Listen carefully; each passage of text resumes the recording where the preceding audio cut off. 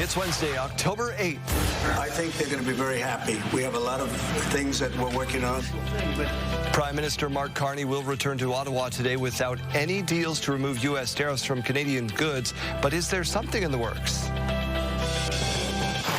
I think Premier Bree's comments are un-Canadian. That's not un-Canadian. That is fair. Alberta Premier Danielle Smith and BC Premier David Eby don't see eye to eye over a new pipeline project, and they're taking their disagreement public. Bellinger's throw is not in time. Pitch hits a drive down the line. Game 3 went downhill from there for the Jays, who now have to wait until tonight for another chance to close out the Yankees. Stay with us, Saskatchewan. Your morning starts right now.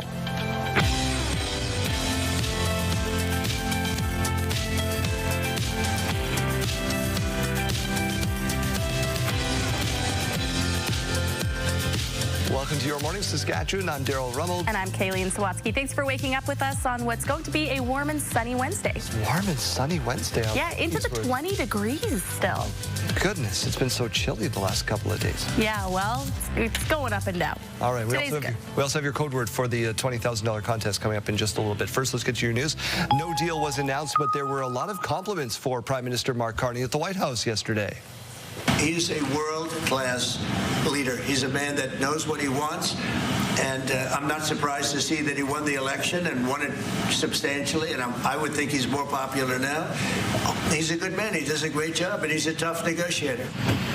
Prime Minister Carney will be back in Ottawa today, but work on a new deal to remove U.S. tariffs from Canadian goods is still happening. Canada-U.S. Trade Minister Dominic LeBlanc and Foreign Affairs Minister Anita Anand are staying in Washington for more meetings, including a planned conversation between Anita Anand and the Secretary of State, Marco Rubio.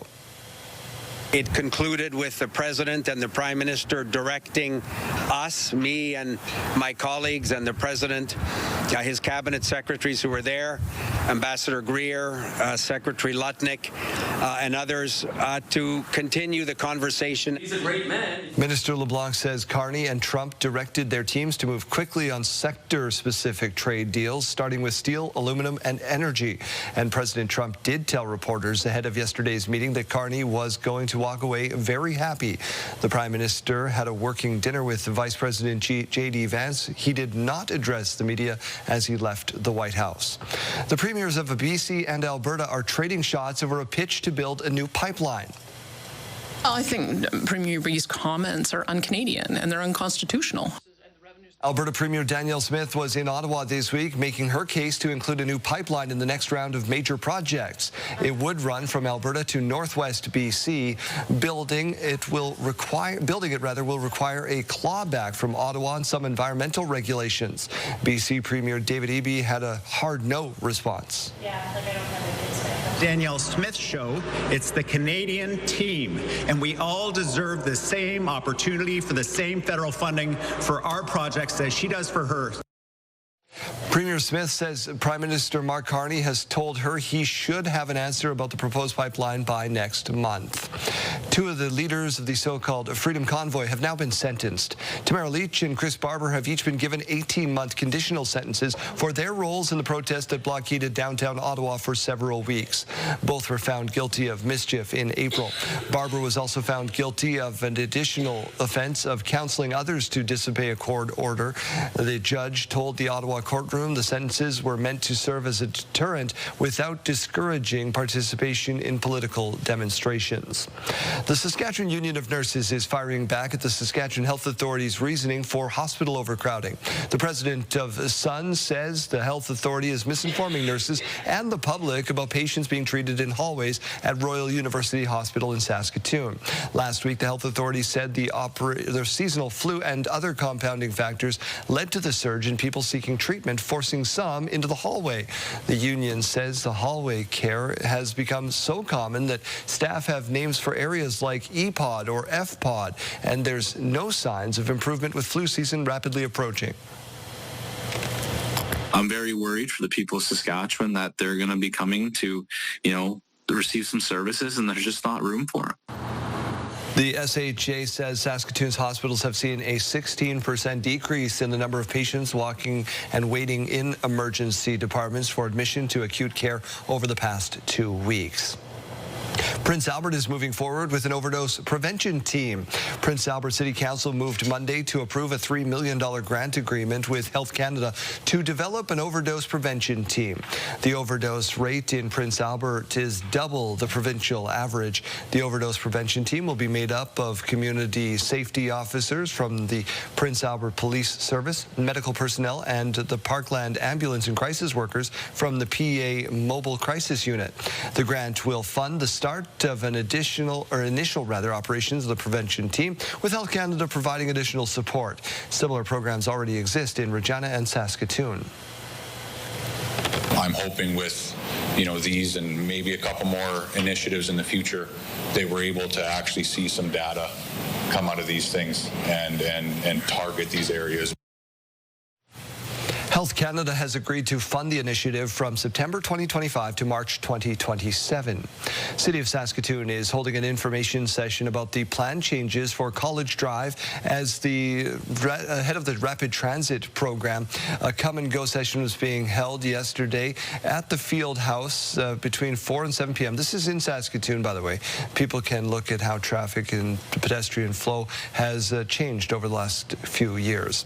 A few days ago, Immigration, Refugees and Citizenship Canada claimed 47,000 international students were living illegally across the country.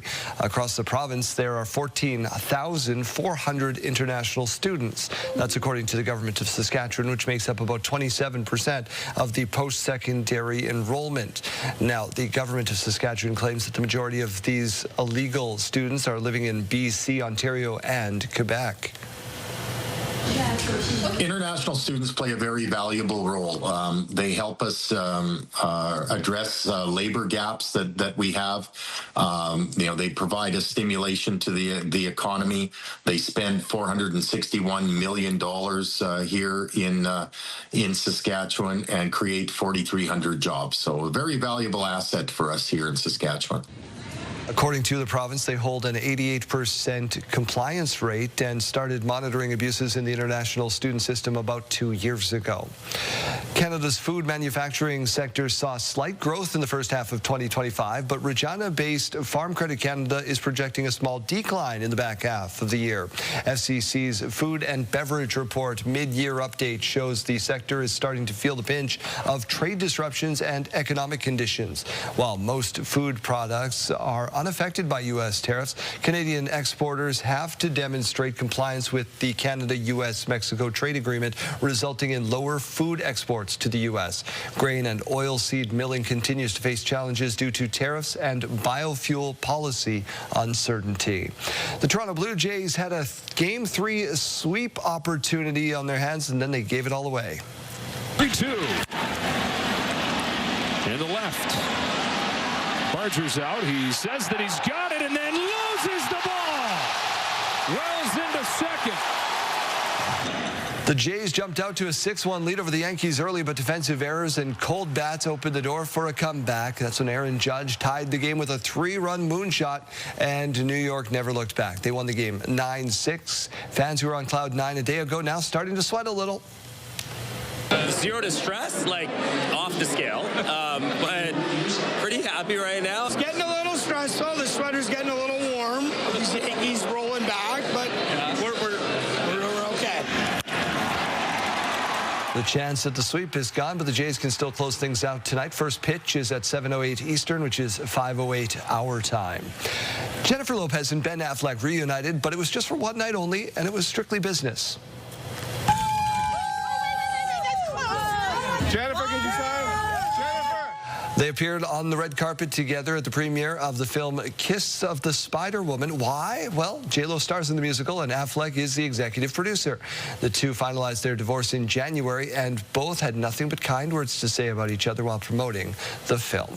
Get over to Kayleen Sawatsky for her take. Kayleen? Am I allowed to? Well, Keely's not a fan. Not but we are a fan of the warmer temperatures to coming our live way. happily ever after. Happily ever after here in Saskatchewan today, though. Let's move our direction over here to the Weather Center. We're talking about some very nice temperatures today, sitting at 5 degrees, so already warmer than what we were seeing yesterday morning when we were waking up in those negatives. That sun not quite up yet, though. That should be up in Regina by about 7:09 a.m.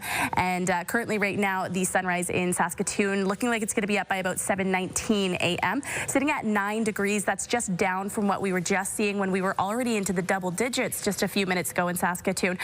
We are waking up to just a few clouds to start our day as well. Here's a look at that radar and satellite. We're not seeing a whole lot on there this morning, just some of that rain that made its way into the north from Alberta yesterday evening, impacting the north really all throughout the night. But we're going to be seeing that system fully pushing off. You can see that on our weather tracker way up north again. It's going to be out of the province by about the early afternoon hours. And then as we look forward into Thursday early morning and into Thursday afternoon, we do see just little patches of green popping right back up in the north and then disappearing right along with those clouds by tomorrow evening. Current temperatures showing that, again, a lot warmer than what we saw yesterday. Buffalo Narrows, for example, already into those double digits, sitting at 11 degrees. Melfort at 7 degrees. Hudson Bay at 7 degrees. Down towards the south, seeing not as much of those negative temperatures as well down towards the south compared to what we were seeing yesterday. Swift Current at 8 degrees. East End at 6 degrees. And Weyburn at 5 degrees to start the day. Take a look at this forecast this afternoon, though. How wonderful is this? 24 degrees expected in Moose Jaw today. Again, it's October 8th. Not a whole lot of clouds either. Again, we're seeing some through the north and central zones, should be pushing off by the afternoon. Estevan with that sunshine, though, up to 22. Weyburn up to 22, and Swift Current up to 22 degrees as well. In Regina, we'll be just below that today, sitting at 21 degrees, 16 degrees tomorrow, 18 on Friday, and then right back up to 20 degrees on Saturday, 7 degrees on Sunday, 5 degrees on Monday, and Tuesday, 7 degrees. In Saskatoon, 21 degrees, 14 degrees on Thursday, right back up to 19 degrees on Friday, 21 on Saturday, 5 degrees on Sunday, expecting some of that precipitation, 4 degrees on Monday, and 6 degrees on Tuesday.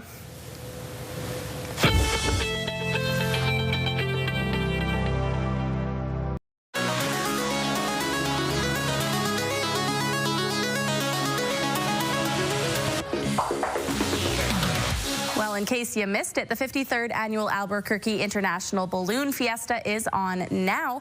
More than 500 balloons are expected to be part of this year's festival. Look at the parrot.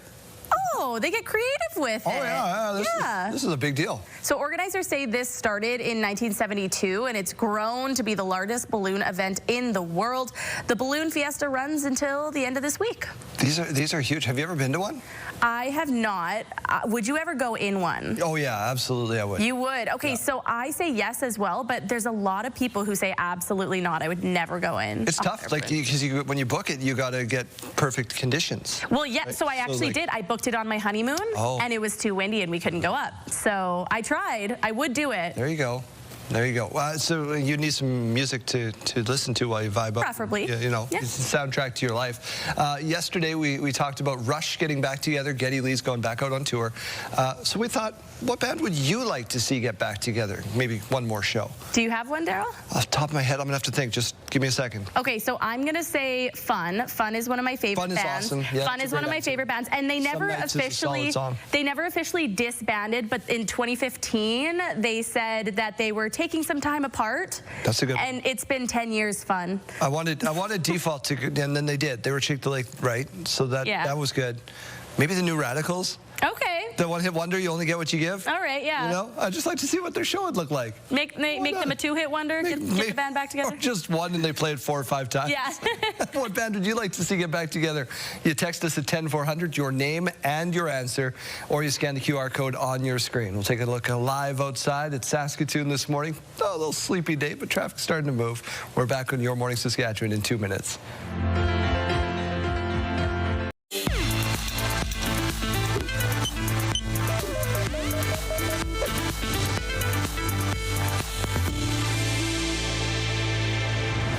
Scoliosis is a condition which causes curvature of the spine, which can be very debilitating for the 3 to 4% of the population it affects. A recent study conducted with the help of Saskatoon synchrotron is examining how zebrafish can help researchers with early detection of scoliosis in children and teenagers. They have organ systems similar to humans. They share similar physiology. About 80% of all disease-causing genes are shared with zebrafish. So it allows us to really model human disease states and understand disease mechanisms. The Canadian light source is similar to an incredibly powerful microscope, which allows researchers to see the atoms and molecules that make up different matter. As a species, zebrafish are prone to scoliosis, and learning more about the potential causes can help with early detection and intervention in humans. So looking at, for example, a zebrafish, looking at the spine of a zebrafish, because it's small enough, we can start in the laboratory. We can look at how the spine changes due to oxidative stress, and that helps us understand how a disease like scoliosis will happen in the human. According to Saruna, there is currently no way to determine which children will receive a diagnosis or how severe the condition will become. And right now, the treatment options really are wait and see. And when the curves begin to progress, we can apply braces, or the surgeons can do corrective invasive surgery of the curvatures. While there is still plenty of research and testing to be done, Saruna is hopeful that these findings from Saskatoon synchrotron have brought his team a step closer to a new treatment. A clinical study is currently underway at Sick Kids Hospital in Toronto to see if these findings in zebrafish could be applied to humans. What I'm hoping is that because we've demonstrated a simple, non-invasive, over-the-counter therapy can work in our zebrafish models, if this translates, it may be a way of actually preventing severe curve progression in patients. Hallie Mandrick, CTV News, Saskatoon. Health Report, brought to you in part by Saskatchewan Blue Cross, protecting your health since 1946. Mike Siona is on location for us this morning out at Prairieland Park. Mike, what are you getting up to today? Well, we are getting the full ag experience as only a grade 4 student could, which is cool. We are, as you mentioned, at Prairieland Park with Leanne Hurlbrook, who runs the agriculture division out here. And right now it's quiet and still. But yesterday, today, and tomorrow, you've got a slew of grade 4s coming. Yes, we have about 650 grade 4 students that are going to be here over the 3 days. And they all get to spend the whole day learning about agriculture. Fantastic. Now, we have stayed away from the live animals, but that's part of this thing here. We're in the kind of grain zone here. Why is it so important for us to showcase agriculture and everything that's going on to the students? Well, agriculture is part of our lives. You know, it's where your food comes from and how it's grown or raised, and we want to bring that out to the kids that are unable to be on farms. Absolutely. Now, you guys here at Prairieland, this is just kind of one of a plethora of events that run throughout the year. How busy are you in terms of the agriculture sector here? So agriculture is very important to Prairieland. It is our history and it is our future. And we have 8 events that we do throughout the year, education and scholarships and all kinds of different programs. Fantastic. And obviously with different partners, this one partnering the ag experience with agriculture in the classroom. What do the grade 4s take away? I mean, we walked in here and you said, oh, the first thing they do is what, plug their nose? Well, that's when they go to the ag center. Yeah. You know, some of them it's their first time being in a barn. So some of them are like, oh, what's that? But in the ag center, they get to see their sheep. There is live pigs. We have laying hens, baby chicks.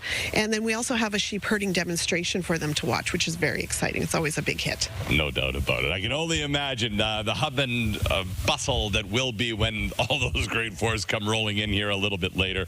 Yeah, we won't be here then, but I'll tell you what, we're going to set everything up for you as the morning continues. Love that, Mike. Thank you so much. All right, let's take a look at our school day forecast, brought to you by CAA School Safety Patrol, working together to keep our school zone safe. If you're heading outside to get the bus in Regina, 5 degrees right now, 9 degrees in Saskatoon, though. 18 degrees by lunch in both cities. That's when we start to see the winds going up, more so down towards the south. So Regina could be seeing those gusts up to about 40 kilometers per hour. Going down slightly by final bell, down to about 35 kilometers per hour, reaching that high of 21 degrees. And in Saskatoon, we'll only be seeing seeing those at about 25 kilometers per hour by final bell, also sitting at that high of 21 degrees. As we go to break, here's a look at those gas prices in Regina. The common cost to fill up is $130.9. You can find regular fuel for as low as $119.9. And in Saskatoon, the common cost also $130.9, but you might find the lowest at $124.9. Taking a look at those farm markets, the street price of canola at $553.42 per ton, and the futures price at $615.80 per ton. Amber Durham wheat at $274.93 per ton, and red spring wheat at $236.90 per ton. And the Canadian dollar begins the day trading at 71.68 cents US. After the break, we'll break down some WHL action from last night as the Warriors and the Broncos face off for the first time this year. Stay with us.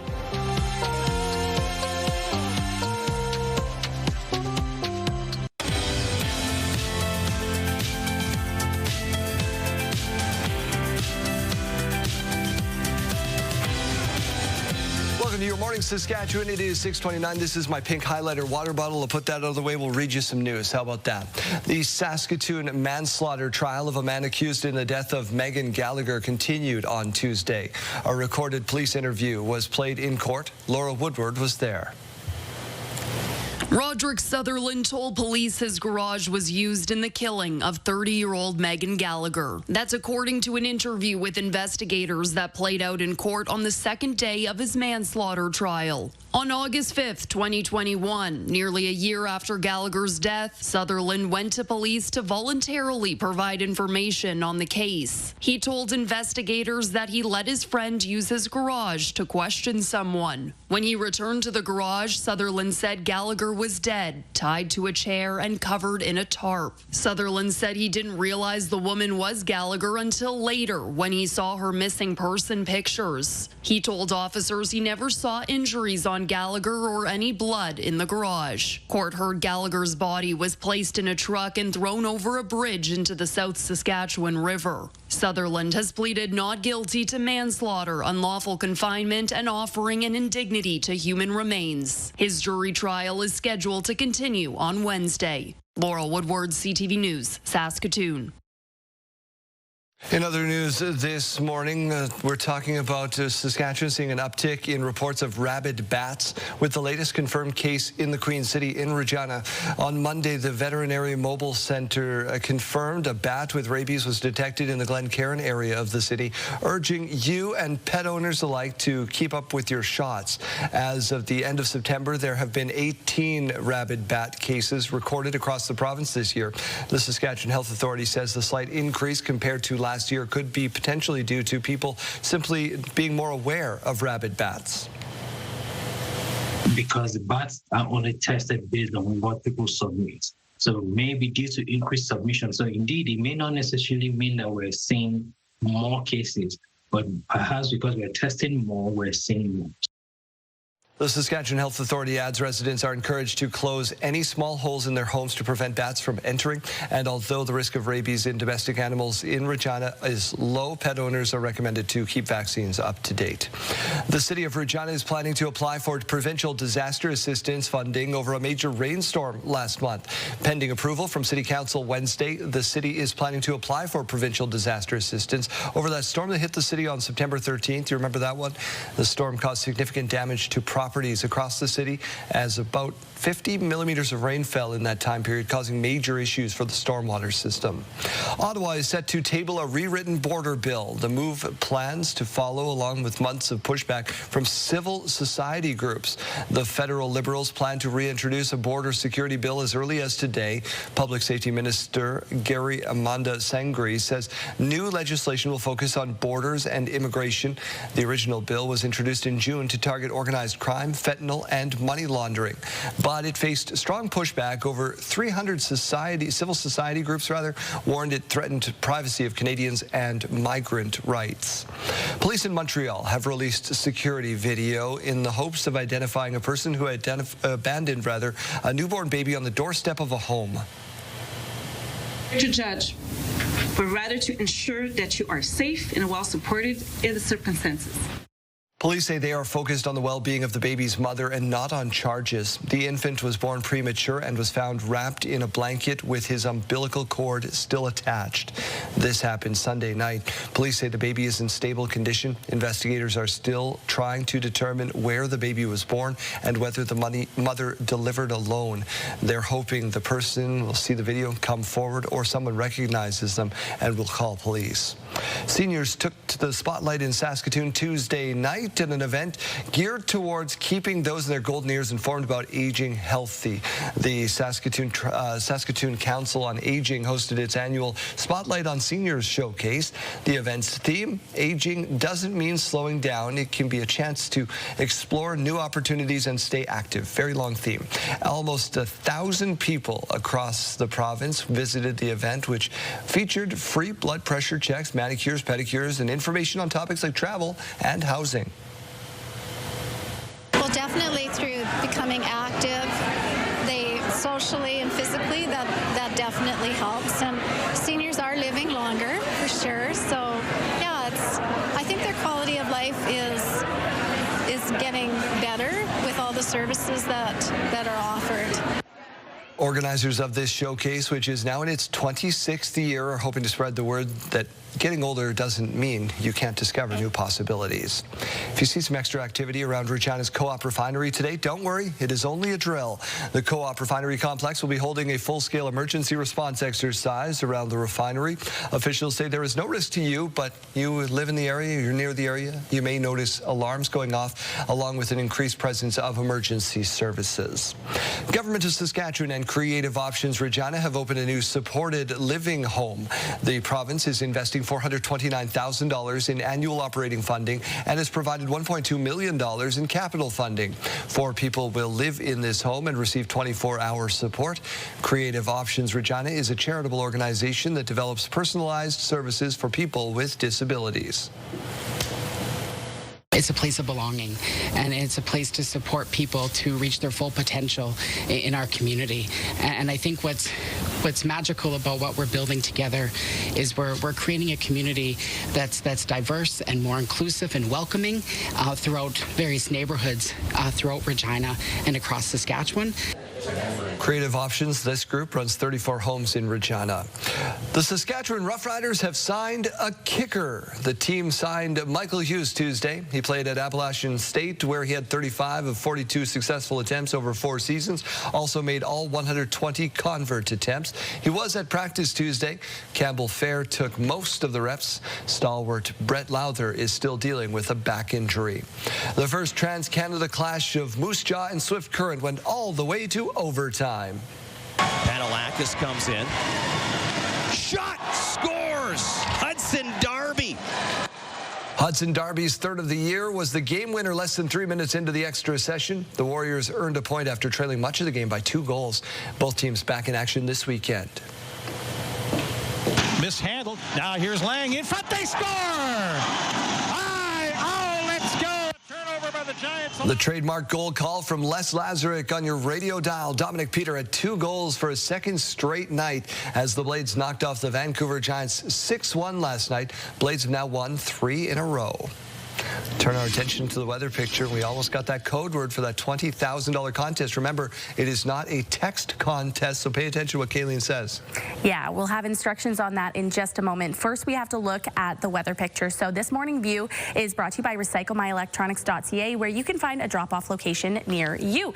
Now, in Regina, we're sitting at 5 degrees, so not a bad start to the day, but we are seeing those winds just a little bit increase this morning. Currently coming in at 28 kilometers per hour in Regina, and in Saskatoon coming in at 24 kilometers per hour, a little bit warmer through the central zones to wake us up, sitting at 9 degrees in Saskatoon with just a few clouds. The sun not quite up in either city yet. Regina, we're expecting to see that at about 7:09 and about 7:19 in Saskatoon, so you can head outside, take those sunrise photos and send those in to us.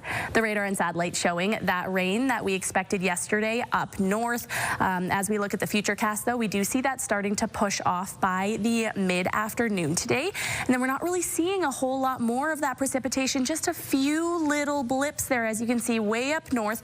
Also seeing some more of those clouds tomorrow afternoon way up north, but those also going to be pushing away as we make our way into the evening hours tomorrow. So all of Saskatchewan going to be seeing a lot of sunshine in the coming days.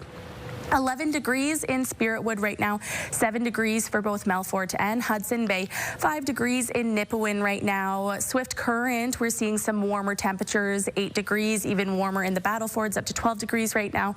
Cooler through the southeast, Weyburn at 5 degrees and Estevan at 6 degrees.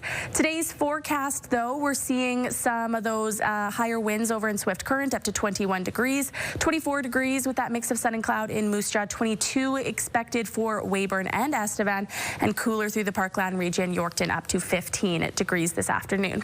Now in Regina, 21 degrees will be the high today, 16 degrees tomorrow, right back up to 18 on Friday, 20 degrees on Saturday, and some rain coming in for our day on Sunday. That could start during the overnight hours late on Saturday and into early on Sunday, but that should be continuing on into the afternoon as well. 5 degrees on Monday and 7 degrees on Tuesday with that mix of sun and cloud.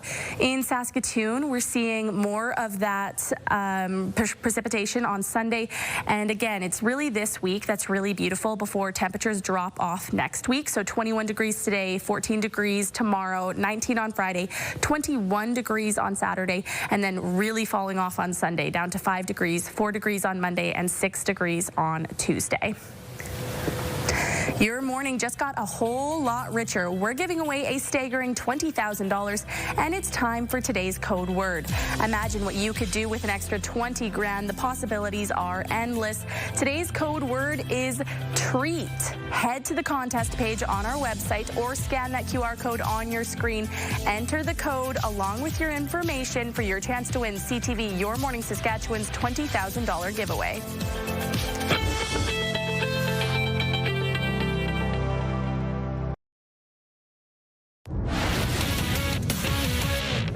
Hey there, Lindsay Hamilton inside the Sports Center newsroom with your must-see moment from Tuesday. And for this one, we are taking a trip to the Bronx. It is Game 3 of the ALDS. You got the Blue Jays and Yankees, top 5 here.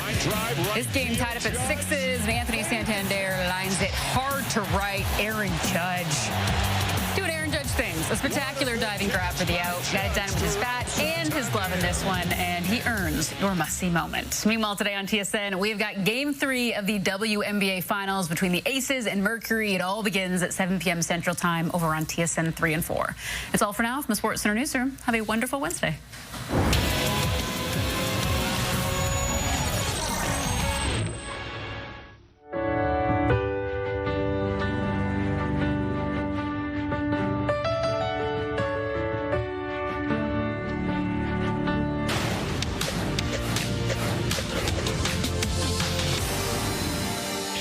After flirting with the $4,000 U.S. ounce mark before pulling back, gold has now smashed through that.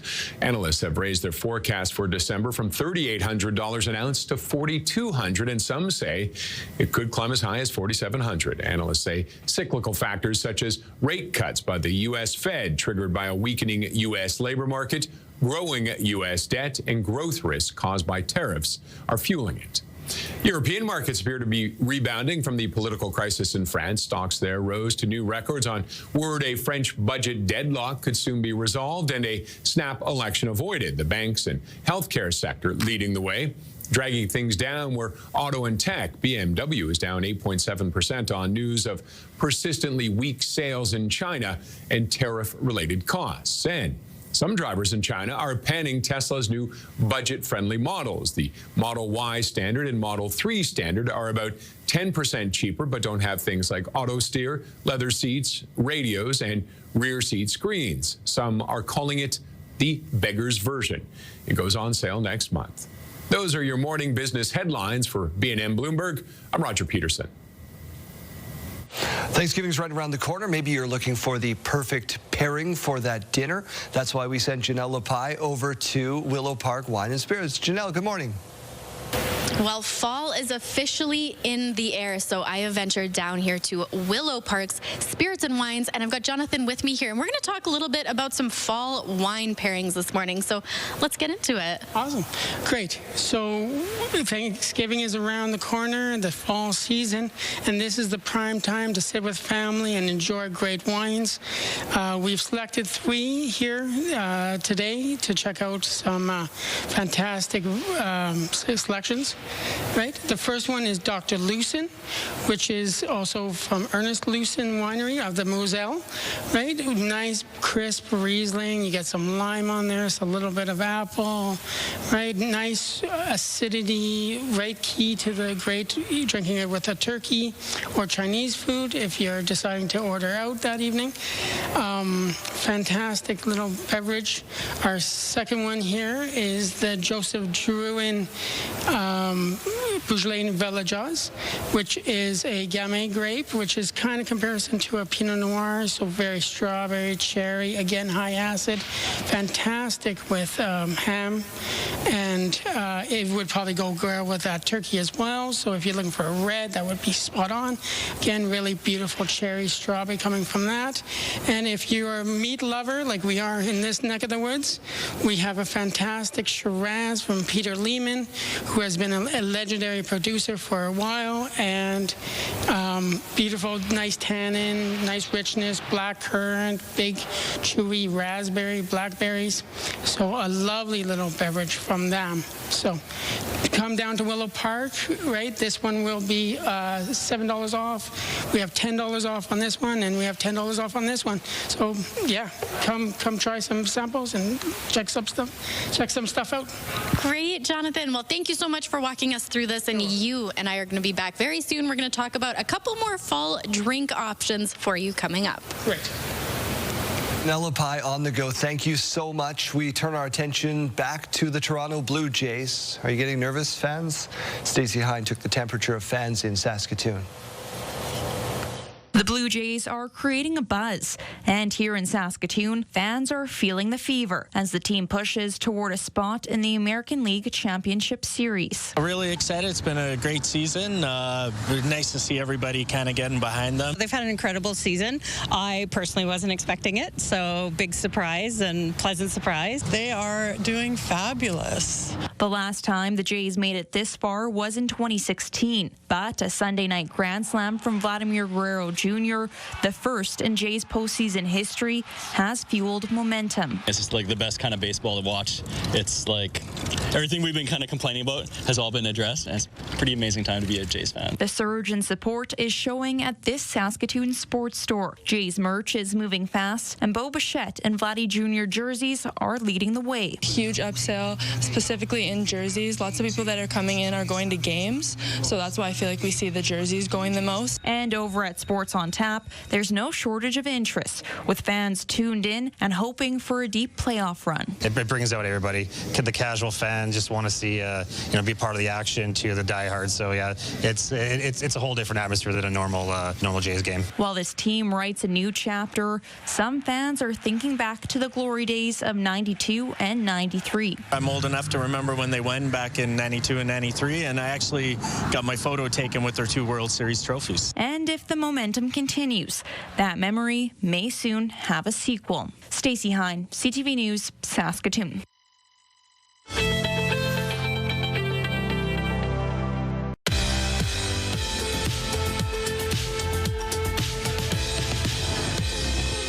It's October 8th, and we only have one milestone to share with you. A big happy birthday going out to Jordan. We hope you have a wonderful year and a wonderful day and a great year ahead.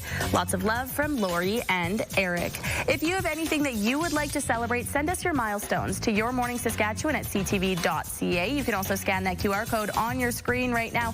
Make sure you tell us what you're celebrating, attach a photo, and send that in one day in advance.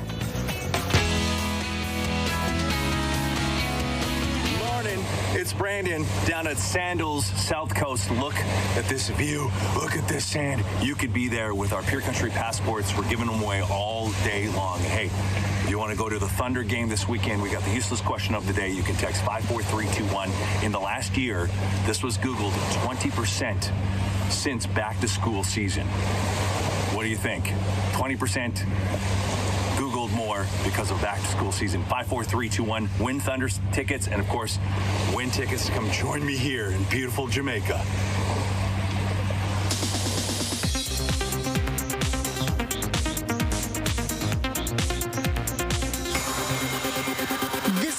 Growing concern for iconic singer Dolly Parton after her sister posted on social media asking for prayers amid the star's recent health issues.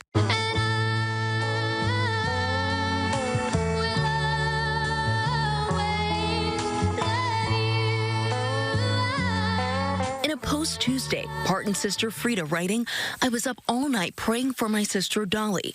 Many of you know she hasn't been feeling her best lately," and asking her fans to be prayer warriors and pray with me. It comes just more than a week after the 79-year-old announced she was delaying her Las Vegas residency from December to next fall. Life is a show and the show will go on. In a post written with her trademark sense of humor, Dolly saying, "My doctors tell me that I must have a few procedures. As I joked with them, it must be time for my 100,000-mile checkup. Although it's not the usual trip to see my plastic surgeon. In all seriousness, given this, I'm not going to be able to rehearse and put together the show that I want you to see and the show that you deserve to see." Working out to five. The 79-year-old assuring the public that she has no plans to retire, saying, "Don't worry about me quitting the business because God hasn't said anything about stopping yet, but I believe he is telling me to slow down right now."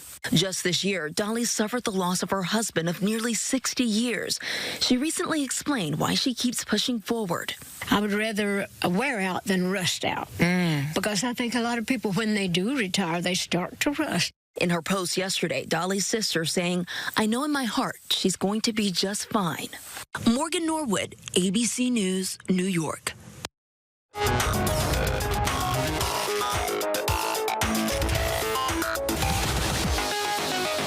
Time for a sidebar. Ever wonder what your dogs see on the daily? Well, take a look.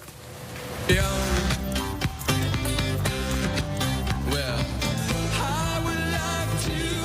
Well, this is a neat idea.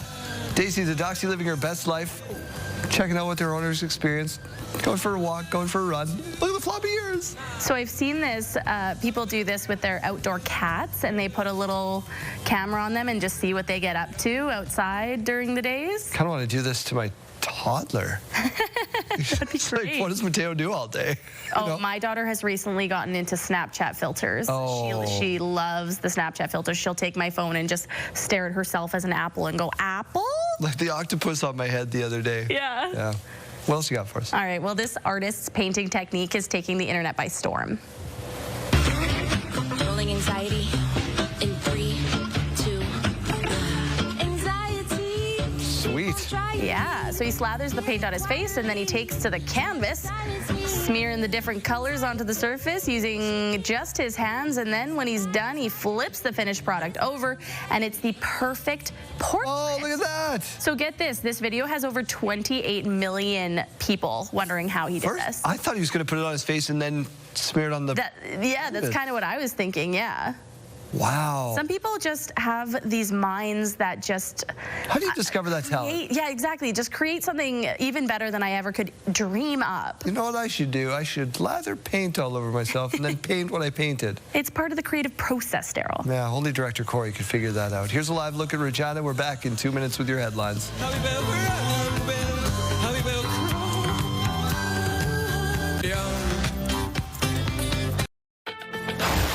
It's Wednesday, October 8th. I think they're going to be very happy. We have a lot of things that we're working on. Prime Minister Mark Carney will return to Ottawa today without any deals to remove U.S. tariffs from Canadian goods, but is there something in the works? I'm hoping with, these and maybe a couple more initiatives in the future, they were able to actually see some data come out of these things and target these areas. Prince Albert moving forward with an overdose prevention team. Mishandled. Now here's Lang in front. They score!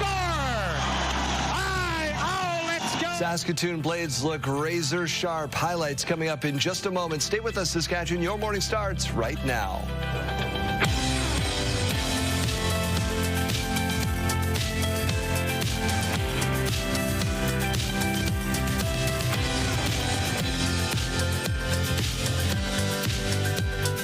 Welcome to Your Morning Saskatchewan. My name is Daryl. And I'm Kayleen Swatsky. Good morning. We hope your day is off to a great start. We got that code word for the $20,000 contest coming up in just a little while, so stay tuned for that. And remember, don't text it to us. Don't email it to us. You won't be entered. You got to go to the website for that. We'll say that every day, but every day we get texts with it, and we have to respond and say, you're not entered. I'm doing radio right now at Pure Country 92.7 in the afternoons. They've got their own code words, but they've got one every 2 hours. And then I got to look at the text line. I'm like, no, people, I just said, whoops. I think you gave the wrong answer yesterday, Yeah, too. I sure did. That's what happens when you put TV people on radio. My goodness. All right, let's get to your headlines. Thanks for pointing that out. That was wonderful. Prime Minister Mark Carney returns to Ottawa today without any resolution or even a partial one on U.S. tariffs. But two of his key ministers are staying behind in Washington to keep pressuring on Canada's behalf. I'm more optimistic today after those discussions at the White House than I was when we arrived in Washington yesterday, but recognize that we still have some work to do. Carney met with U.S. President Donald Trump at the White House Tuesday afternoon. Trump told reporters that Carney was going to walk away, quote, very happy, but he showed no signs of relenting on tariffs, and no deal was announced. Canada-U.S. Trade Minister Dominic LeBlanc and the Foreign Affairs Minister Anita Anand staying behind for more meetings, including one with Marco Rubio. Ottawa is set to table a rewritten border bill today. The move follows months of pushback from civil society groups. The federal Liberals plan to reintroduce a border security bill as early as today. Public Safety Minister Gary Arnada-Sangri and his new legislation says it'll focus on borders and immigration. The original bill was introduced in June to target organized crime, fentanyl, and money laundering, but it faced strong pushback. Over 300 civil society groups warned it threatened the privacy of Canadians and migrant rights. The premiers of BC and Alberta trading shots over the pitch to build a new pipeline. I think Premier Bree's comments are un-Canadian and they're unconstitutional. Alberta Premier Danielle Smith was in Ottawa this week making her case to include a new pipeline in the next round of major projects. It would run from Alberta to northwest BC, but it does require Ottawa to claw back some environmental regulations. BC's Premier's response was a hard no. It's not the Danielle Smith show, it's the Canadian team. And we all deserve the same opportunity for the same federal funding for our projects as she does for hers. Premier Smith says Mark Carney, the Prime Minister, has told her he should have an answer about the proposed pipeline by next month. Two of the leaders of the Freedom Convoy have now been sentenced. Tamara Leach and Chris Barber have each been given an 18-month conditional sentence for their role in the protest that blockaded downtown Ottawa for weeks. Now, both were found guilty of mischief in April. Barber was found guilty of an additional offense of counseling others to disobey a court order. The judge told the Ottawa courtroom the sentences are meant to serve as a deterrent without discouraging participation in political demonstrations. The Saskatchewan Union of Nurses firing back at the Saskatchewan Health Authority's response for how hospitals have been overcrowded. The president of the Saskatchewan Union of Nurses says the Health Authority is misinforming nurses and you, the public, about patients being treated in hallways at Royal University Hospital in Saskatoon. The health authorities said the seasonal flu and other compounding factors led to a surge in people who are seeking treatment, forcing some into the hallway. The union says hallway care has become so common that staff have names for areas like E-pod or F-pod, and there's no signs of improvement with flu season coming quickly. I'm very worried for the people of Saskatchewan that they're going to be coming to, receive some services, and there's just not room for them. The Saskatchewan Health Authority says Saskatoon's hospitals have seen a 16% decrease in the number of patients waiting in emergency departments for admission to acute care over the past 2 weeks. City of Prince Albert, Saskatchewan, moving forward with an overdose prevention team. Jasmine Peltier with what that means and why. The overdose rate in Prince Albert is double the provincial average. Those are most at risk of overdose who likely to be alcohol and substance users also experience other social issues, and we know that those individuals take up a disproportionate amount of time of emergency services. The City of Prince Albert Community Safety and Wellbeing Division says the provincial drug toxicity death rate is 16 per 100,000 people. Prince Albert has seen a rate of 32 per 100,000 over the last 5 years. At Monday's council meeting, City Council moved to approve a $3 million grant agreement with Health Canada to develop an overdose prevention team. We welcome the funding, obviously. It's very important. I really like the fact of delivering on-site counseling to people and then linking them up to long-term health and housing supports. The overdose prevention team will be made up of community safety officers from the Prince Albert Police Service, medical personnel from Parkland Ambulance, and crisis workers from the Prince Albert Mobile Crisis Unit. The aim of this team is to be able to alleviate pressure on those services and provide targeted 24/7 wraparound support to individuals in the community that need it. The grant will fund the startup and initial operations of the prevention team. I'm hoping with, these and maybe a couple more initiatives in the future, they were able to actually see some data come out of these things and target these areas. Health Canada have agreed to fund the initiative from September 2025 to March 2027. Jasmine Pelche, CTV News, Prince Albert. Canada's food manufacturing sector saw slight growth in the first half of 2025, but Regina-based Farm Credit Canada is projecting a small decline in the back half of the year. FCC's Food and Beverage Report mid-year update shows the sector is starting to feel the pinch of trade disruptions and economic conditions. While most food products are unaffected by U.S. tariffs, Canadian exporters still have to demonstrate compliance with the Canada-U.S.-Mexico trade agreement, resulting in lower food exports to the U.S. Grain and oilseed milling continues to face challenges due to tariffs and biofuel uncertainty in policy. Toronto Blue Jays have another chance to close out the New York Yankees tonight. In the left. Barger's out. He says that he's got it and then loses the ball. Wells into second. That's the moment your heart sunk, I'm sure. The Jays jumped out to a 6-1 lead early, but the Yankees clawed their way back. Aaron Judge with a 3-run shot. They never looked back, won 9-6. So fans who were on cloud nine today are kind of sweating it out now.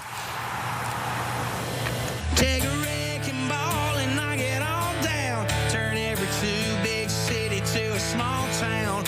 One of Nashville's hottest country music acts coming to Saskatoon. Hardy is bringing his Country tour to SaskTel Centre Thursday, February 12th at 7 p.m. He'll be joined by Cameron Whitcomb and McCoy Moore. Hardy will be also solving some mysteries, I guess. We turn our attention to, I guess I'm going to play a couple Hardy songs probably on the radio today where I will give out the correct code words, Kayleen. Yes, sorry. I didn't want to expose you for that. No, you should. It was... All right, let's take a look over at the Weather Center now. This morning view is brought to you by recyclemyelectronics.ca, where you can find a drop-off location near you. Now, we have been seeing some warmer temperatures this morning than what we saw yesterday. However, they've been fluctuating a bit. We actually just dropped down from 5 degrees to 4 degrees, waking us up here in the Queen City. But a beautiful sunrise happening right now. We did project that sunrise to be happening at about 7:09, which is right now, if you take a look at the clocks. Some southeast winds coming in at 26 kilometers per hour in Regina and 24 kilometers per hour in Saskatoon. A very nice mix of sun and cloud waking us up there as well. 9 degrees, so warmer through the central zones right now. Now, today's wind gusts are going to be increasing, mainly in those areas lighting up in yellow on your screen. We could be seeing them up to about 40 kilometers per hour. Saskatoon, not going to be seeing them quite as strong, but they still could be gusting up to about 35 kilometers per hour, mainly in the early parts of the afternoon, and then going down as we move forward into the later afternoon and the evening hours. The futurecast not showing a whole lot today. We are seeing some cloud cover up north, and that's where we're seeing that system that we saw overnight. It's going to be pushing off by the early afternoon as well. As we look forward to tomorrow, we are seeing some more clouds moving in from Alberta. A little bit of those green patches at the top of your screen there, but really not a whole lot of precipitation on the way. And then those clouds in the north going to be clearing by the evening hours tomorrow. So Saskatchewan in the next few days, expecting a whole lot of sunshine. Now, if you remember, just a few days ago, Ontario was seeing quite a lot of heat. And as we take a look at these current temperatures across the country this morning, we're seeing that they have stabilized in southern Ontario, but still really warm way over on the coast. Halifax sitting at 19 degrees right now. Cooler through parts of the prairies. Calgary, for example, sitting at 5 degrees, 4 degrees in Edmonton, and 4 degrees in Winnipeg to start the day. The highs later on showing that Saskatchewan is really going to be the warmest part of the prairies. So Calgary up to 13 degrees today with that mix of sun and cloud, and Winnipeg up to 16 degrees, but many places in Saskatchewan expecting to be reaching those 20-degree temperatures. Toronto up to 15 degrees today, Montreal up to 16, and Halifax up to 21 degrees. St. John's enjoying that high of 19 degrees. Now, with that high of 21 degrees today in Regina, we talked about those winds that could be increasing, but temperatures going to be dropping down tomorrow to about 16 degrees, 18 on Friday, 20 on Saturday, and some rain on the way for Sunday. Similar conditions in Saskatoon, so warm, sunny conditions with those highs of 21 today, 14 tomorrow, 19 on Friday, 21 on Saturday, and then temperatures dropping on Sunday down to about 5 degrees with that precipitation moving in.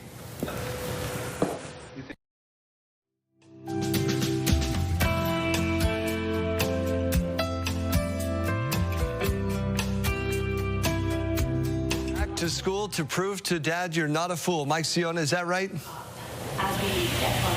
100%, and not just back to school, but we're talking about the ag experience down here at Prairieland Park, and we are in the Cow Dome. It's like being at the farm without the smell, which is pretty cool. Very cool experience. We're with the Executive Director of Agriculture in the classroom. Sarah Shimko, tell us about this experience. All right. Well, the Cow Dome is just one experience here at this grade 4 event called Ag Experience. So here in the Beef Dome or the Cow Dome, there is a 360 video that plays where kids can get up close and personal with cows and learn a little bit about this really important industry here in Saskatchewan. This is just one of many different stations that kids will rotate through over the course of the day. I love that. And this is just one of many different experiences and projects that you guys have, not just this week, but throughout the year. Tell us a little bit more about Ag in the Classroom. Yeah, Ag in the Classroom is a registered charity, and we deliver educational programs and resources all across the province. So ranging from events like this for grade 4 to classroom gardening programs to career expos where students get to explore the dynamic and exciting industry of agriculture. Very, very cool. And you guys hit like, what, 35-40% of the student population in the province? Yeah, something like that. So last year we reached around 80,000 students from 600 plus schools in the province, and it's kindergarten to grade 12, all sorts of different programs and experiences really driven at connecting kids in agriculture and understanding the opportunities that exist for them in this industry. Very, very cool. All right, well, there you go. This is the Cow Dome. When we come back, we're going from heifers to hummus. You'll have to stay tuned to see what that means. Mike, thank you so much for this. We'll check in again soon.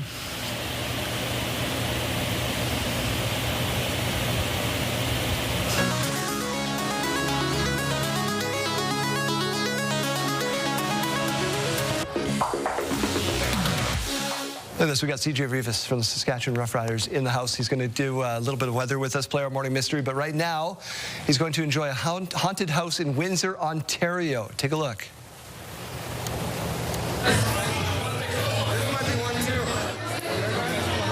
Your house has hosted its annual Lights On tour, so they give kids a chance to go through this so they're not too scared. Okay. But then at night, things get dicey.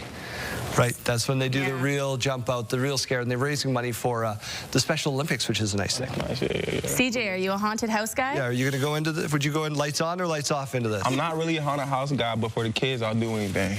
All right, so probably the lights on. That's a solid answer. CJ. That's a solid answer. All right, so we got question of the day up next? We sure do. So question of the day today, we ask our viewers something every day, just for fun. It's kind of like getting your name in the paper. Today we asked, what band would you like to see get back together? Canadian supergroup Rush is getting back and going on the road. So is there a band that comes to mind for you? Band come back together. I'll say the Migos. Okay. The Migos. Yeah, Migos. Okay. They broke up a little bit, but well, let's head on over to our big board here. We had Nathan write in saying Daft Punk. So many bangers. We were just talking about Around the World. Is there more than Around the World? Yeah. Is that the only one? I mean, One more time and Around the World. Nathan says so many bangers. So he's going to play. He's going to play at the last half of the show. Rebecca wrote in and said Spice Girls. Always a good answer. Well, why the ha-ha-has? Like that, I can go see that. Yeah, like, you right. got to love the Spice Girls with pride. Yeah, exactly. Are you nervous to do weather? I'm not nervous. Nah, it's all good. He's got this? Yeah, I got it in so the the bar is Trevor Harris. Trevor brought his kids in. So he's cheating, man. Right? It's cheating code. You bring the kids, right? Trev and TJ, man. We'll do a little timeout. We'll come back. CJ will have your rural forecast, your game day forecast after this.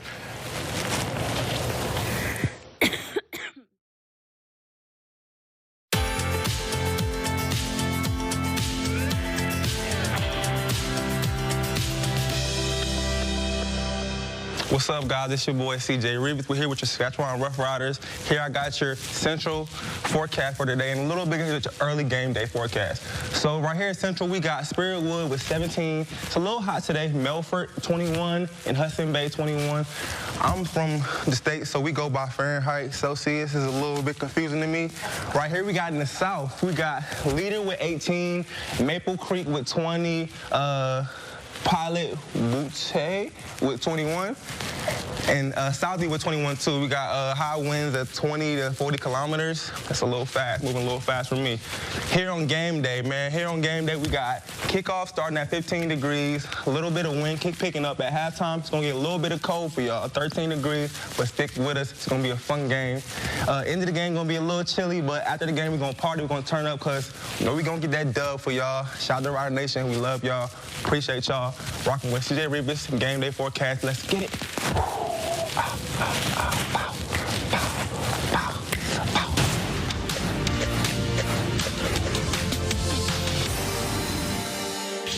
After flirting with the $4,000 U.S. ounce mark before pulling back, gold has now smashed through that. Analysts have raised their forecast for December from $3,800 an ounce to $4,200, and some say it could climb as high as $4,700. Analysts say cyclical factors such as rate cuts by the U.S. Fed, triggered by a weakening U.S. labor market, growing U.S. debt, and growth risks caused by tariffs are fueling it.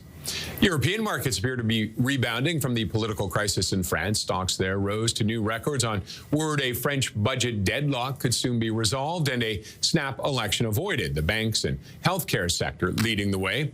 Dragging things down were auto and tech. BMW is down 8.7% on news of persistently weak sales in China and tariff-related costs. And some drivers in China are panning Tesla's new budget-friendly models. The Model Y Standard and Model 3 Standard are about 10% cheaper, but don't have things like auto steer, leather seats, radios, and rear seat screens. Some are calling it the beggar's version. It goes on sale next month. Those are your morning business headlines for B&M Bloomberg. I'm Roger Peterson.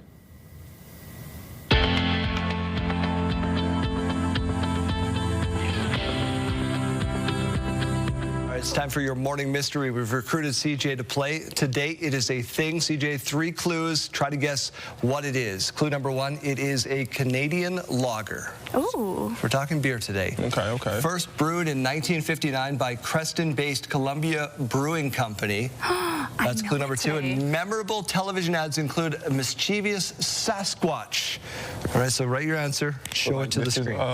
Locally based. It's a type of Canadian lager. I know the Canadian answer. beer. I don't know if I'm spelling it right. Well, we'll find out real quick, won't we? You got it, CJ? Are you drawing a picture over there? What are you doing? I'm trying to think of. I don't know anything about beer. He's gonna look up. He's gonna see it. I think you're right. I think. Okay. Show the. What did you write? Pilgrim. Pilgrim. I don't know. Pilgrim. The correct answer today for our morning mystery is Kokanee. Kokanee is a Canadian beer. It is Canadian Beer Day. Well, we'll forgive you, CJ, since you're American. Yeah. That's right. It's a little biased. There you go. Something to try out. It is your morning mystery. Studio consideration provided by Father's Furniture, specializing in quality Canadian-made furniture.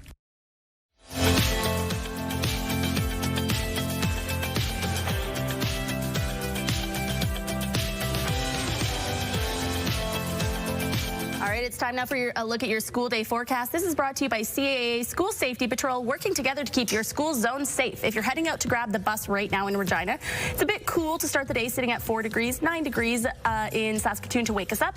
By lunchtime in both cities, the same temperature, 18 degrees. However, it is going to be a little bit more windy down towards the south, specifically down towards the southeast today. By final bell, sitting at those expected daytime highs in both cities of 21 degrees, and it is going to be very sunny this afternoon.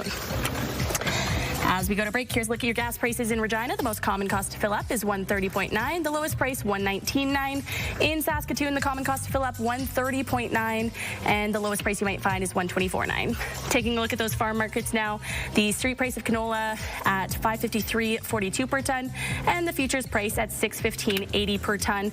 And as we take a look at the amber durum wheat at $274.93 per ton, and red spring wheat at $236.90 per ton. And the Canadian dollar begins the day trading up at 71.68 cents U.S.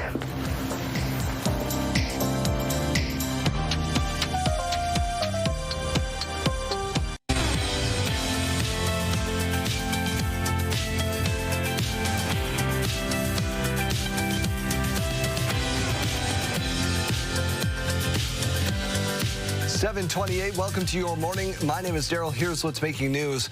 In Saskatoon is where we begin at the manslaughter trial of a man accused in the death of Megan Gallagher. A recorded police interview was played in court. Laura Woodward was there. Roderick Sutherland told police his garage was used in the killing of 30-year-old Megan Gallagher. That's according to an interview with investigators that played out in court on the second day of his manslaughter trial. On August 5th, 2021, nearly a year after Gallagher's death, Sutherland went to police to voluntarily provide information on the case. He told investigators that he let his friend use his garage to question someone. When he returned to the garage, Sutherland said Gallagher was dead, tied to a chair and covered in a tarp. Sutherland said he didn't realize the woman was Gallagher until later when he saw her missing person pictures. He told officers he never saw injuries on Gallagher or any blood in the garage. Court heard Gallagher's body was placed in a truck and thrown over a bridge into the South Saskatchewan River. Sutherland has pleaded not guilty to manslaughter, unlawful confinement, and offering an indignity to human remains. His jury trial is scheduled to continue on Wednesday. Laura Woodward, CTV News, Saskatoon. Saskatchewan's seeing an uptick in reports of rabid bats. And the latest confirmed case was in Regina. On Monday, the Veterinary Mobility Center confirmed a bat with rabies was detected in the Glencairn area of Regina, including an urgent notice for public and pet owners alike to keep their shots up to date. As of the end of September, there have been 18 rabid bat cases recorded across the province. Saskatchewan Health Authority says the slight increase compared to last year could be potentially just due to people simply being more aware. Because the bats are only tested based on what people submit. So maybe due to increased submission. So indeed, it may not necessarily mean that we're seeing more cases, but perhaps because we're testing more, we're seeing more. Saskatchewan Health Authority adds residents are encouraged to close any small holes in their homes to prevent bats from entering. If you see extra activity around Regina's Co-op Refinery today, don't worry, it is only a drill. The Co-op Refinery complex holding a full-scale emergency response exercise around the refinery today. Officials say there's no risk to you, but if you're in the area or you live near there, you may notice a lot of alarms and some increased presence of emergency services.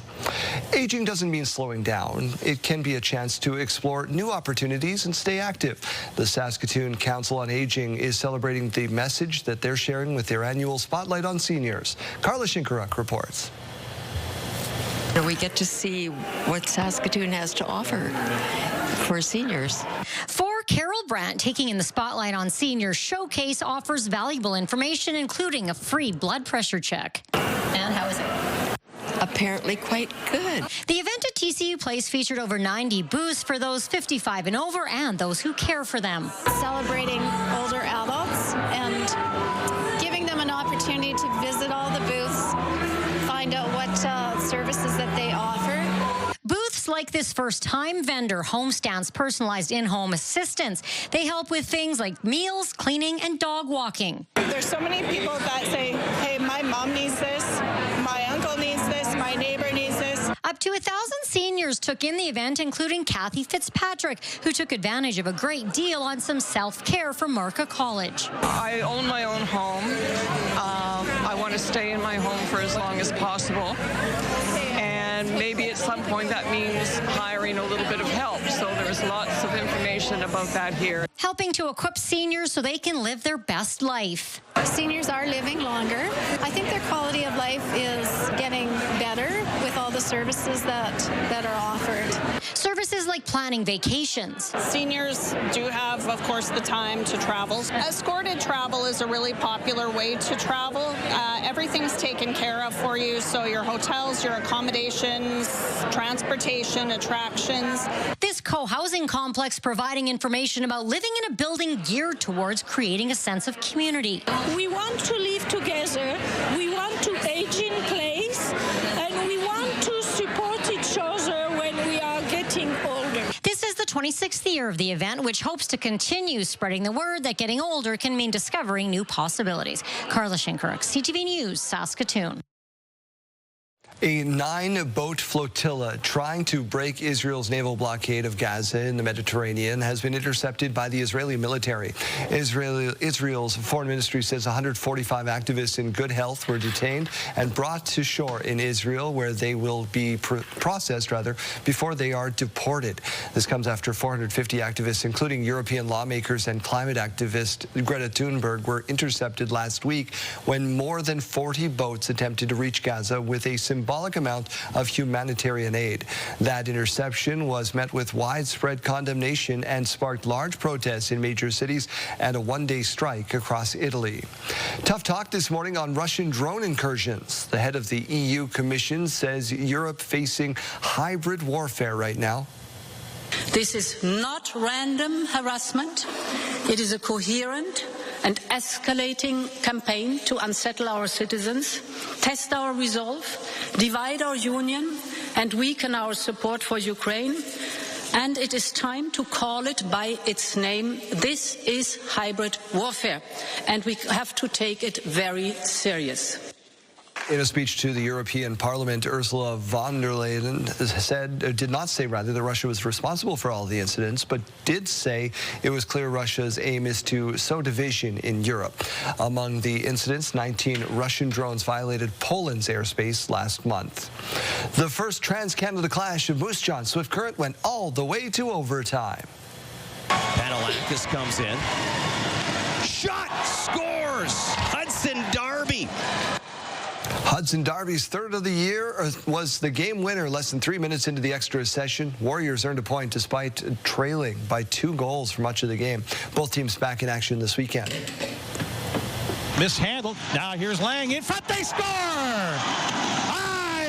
Let's go! Turnover by the Giants. Dominic Peter had his second straight 2-goal game as the Blades knocked off the Vancouver Giants 6-1 last night. The Blades have now won 3 in a row. The Battle of Alberta resumes tonight in Edmonton. Our heart's here in Edmonton. Our heart's here with the core guys, with the guys in this room. The Oilers have only one thing on their minds, and that is the Stanley Cup. After losing in the Cup final 2 years in a row, one thing they won't have to worry about, of course, this year is Connor McDavid's contract status. He signed a 2-year extension. As for the Flames, they're looking to get back into the playoffs this year after missing out by the slimmest of margins last season, and I'm confident they can do so. This should cause a real fight in your house, Kayleen Sawatsky, because you're from Okotoks, you grew up a Flames fan, your husband's a diehard Oilers fan. Where do you sit? Do you just not watch? You know, he tries really hard to get me to cheer for the Oilers. There was one time we went to a game. I put on a jersey for him. It is still, years later, his phone background because he likes to say, you wore it once. You're wearing Oiler blue today. I gotta go change. I gotta go. No, but typically I am a Flames fan. Sorry. Let's take a look now at this weather picture. A beautiful start to the day with all those fall colors. The sun is now fully up. 4 degrees to wake us up in Regina still. Some southeast winds coming in up to about 26 kilometers per hour right now for Regina and 24 kilometers per hour in Saskatoon. Still sitting at that 9-degree mark, waking us up with a very pleasant mix of sun and clouds. Later on this afternoon, though, we are going to be seeing some higher wind gusts. We're seeing them mainly down towards the southeast corner there, but could be seeing them, all those areas that are lighting up in yellow, up to about 40 kilometers per hour. Saskatoon could be seeing them up to about 35 kilometers per hour, so not quite as strong, but increased from what we're feeling right now. The futurecast not showing a whole lot. Even those clouds that we're seeing way up in the north are going to be clearing by about tomorrow evening. The next few days across Saskatchewan, we're expecting a lot of sunshine. It's going to be really great conditions out there, other than those winds that we're going to be talking about for the next few days. Now, the current temperatures out there all across the country, we're still seeing some of that warmth way out east. Earlier in the week, we were seeing it in southern Ontario. Now it does seem like that has passed. We're just seeing it over on that coast there. Halifax already sitting at 19 degrees and St. John's at 16 degrees. Cooler through the west, though. Vancouver at 11 degrees, Calgary at 5 degrees, Edmonton at 4 degrees. Later on this afternoon, we're seeing a high in Calgary up to 13 and Edmonton up to 12. In Winnipeg up to 17 degrees. So Saskatchewan is seeing most of that warmth for the prairies today. Over in Ontario, Toronto up to 15 degrees this afternoon, Ottawa up to 14 degrees, and moving even farther east, Halifax up to 21 today, St. John's up to 19 degrees. Your 5-day forecast in Regina looking really nice until we hit next week. So all this sunshine coming through, 16 degrees tomorrow, 18 degrees on Friday, 20 degrees on Saturday, but then we drop down on Sunday down to 7 degrees. And that's kind of where the roller coaster of temperatures that we've been seeing ends, because once they go down on Sunday, after that, we really are seeing the temperatures stay down. Wednesday in Saskatoon, seeing that high of 21 degrees as well. Tomorrow up to 14, 19 degrees on Friday, and 21 on Saturday. And again, we are seeing the temperatures go down through the central zones as well on Sunday, down to 5 degrees. We are expecting some more of that precipitation to be falling. And if it's not going to be the rain in some parts of the afternoon, it's still going to be very cloudy.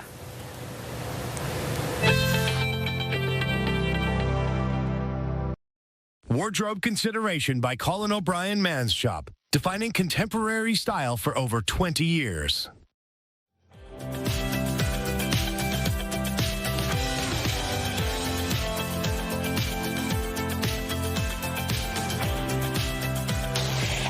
Selling their house in the spring and summer, but what about listing it in the autumn and the winter? Well, we're going to be talking to realtor Sarah McKinley all about that today. There's a few things that people should do. So let's start with the outdoor spaces, because we're outdoors right now on a little patio. What should people be doing and thinking about if they're going to list their house in the autumn or the winter?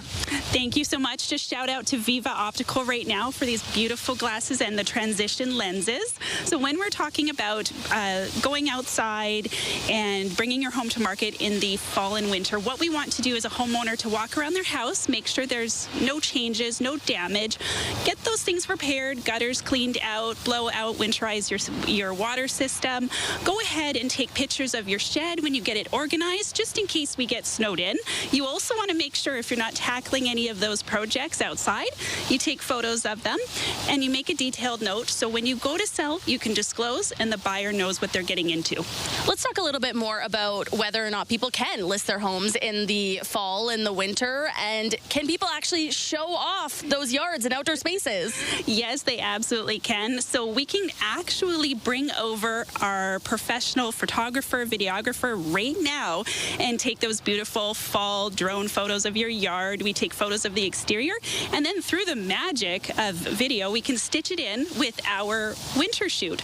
Another thing you can do is give a shout out to a local company, get them booked to make sure they can clean your driveway and your sidewalks and your front doorstep when you're listed during the winter months. The magic of editing. We love that. All right. Well, we've talked about outside. Now let's move inside. What should people be doing and crossing off those to-do lists before they list their homes?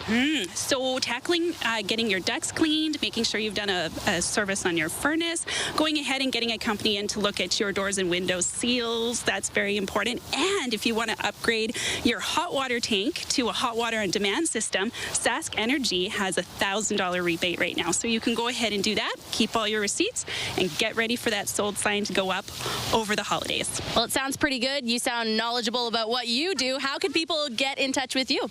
They can give me a shout or find me, send me a direct message, and we'll go from there. Thank you so much for your time this morning. It was lovely chatting with you in this autumn space. And there you have it. If you're looking to sell your house, you don't have to limit yourself to the spring and summer. You can always list it in the autumn and winter months as well.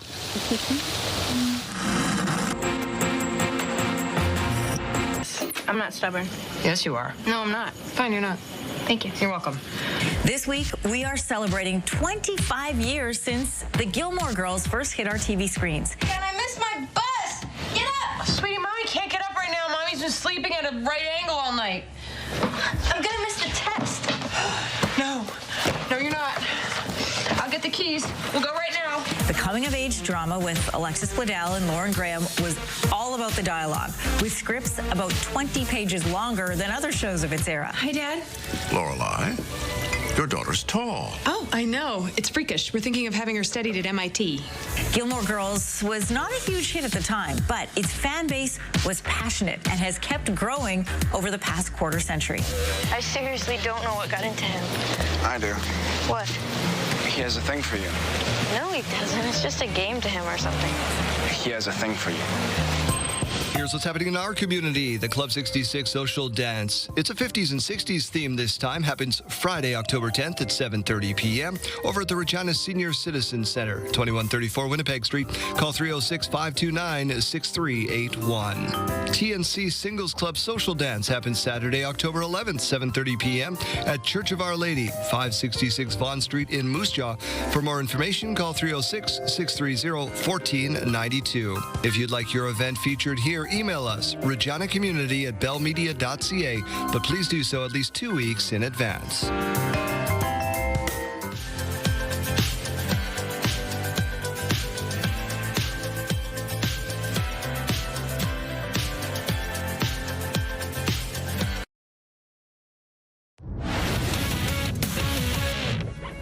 Lindsay Hamilton inside the Sports Center newsroom with your must-see moment from Tuesday. And for this one, we are taking a trip to the Bronx. It is Game 3 of the ALDS. You got the Blue Jays and Yankees, top 5 here. This game tied up at 6s, and Anthony Santander lines it hard to right. Aaron Judge doing Aaron Judge things. A spectacular diving grab for the out. Got it done with his bat and his glove in this one, and he earns your must-see moment. Meanwhile, today on TSN, we've got Game 3 of the WNBA Finals between the Aces and Mercury. It all begins at 7 p.m. Central Time over on TSN 3 and 4. It's all for now from the Sports Center newsroom. Have a wonderful Wednesday.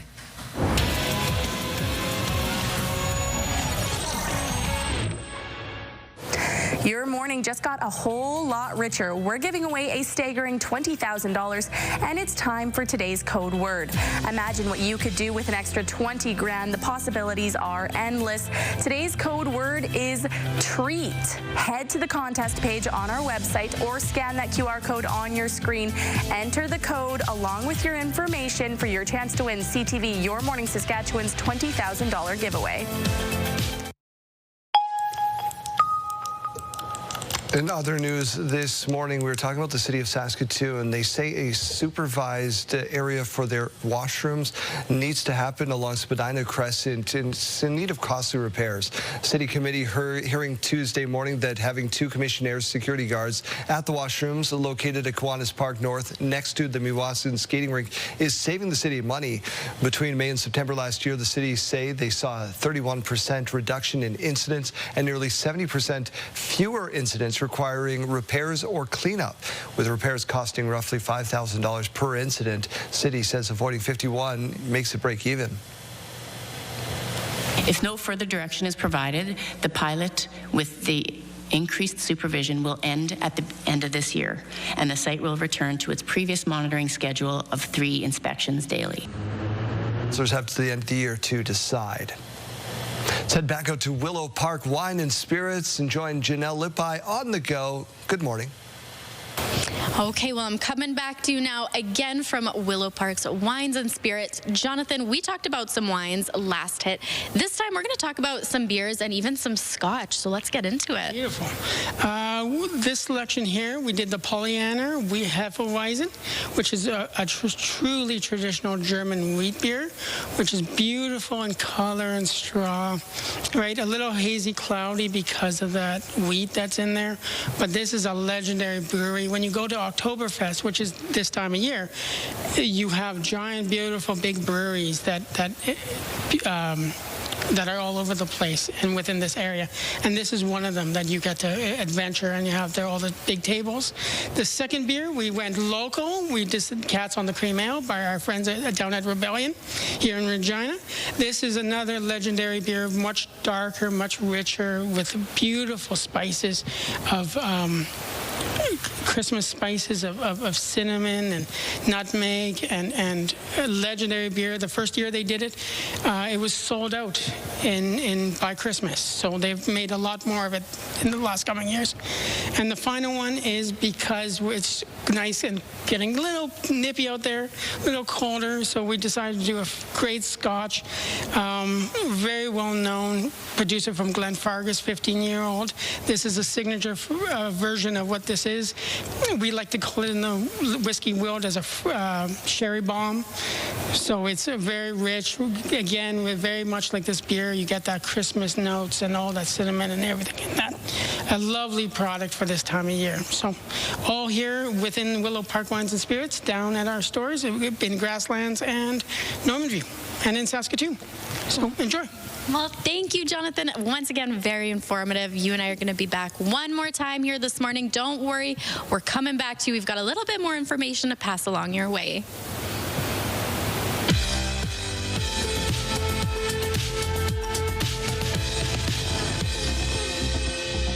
It's October 8th, and we have these milestones to share with you. Just one, in fact. A big happy birthday going out to Jordan today. We hope you have a wonderful day and a great year ahead. Lots of love coming your way from Lori and Eric. If you have anything that you would like to celebrate, send us your milestones to Your Morning Saskatchewan at ctv.ca. You can also scan that QR code on your screen right now, but make sure you send those in one day in advance.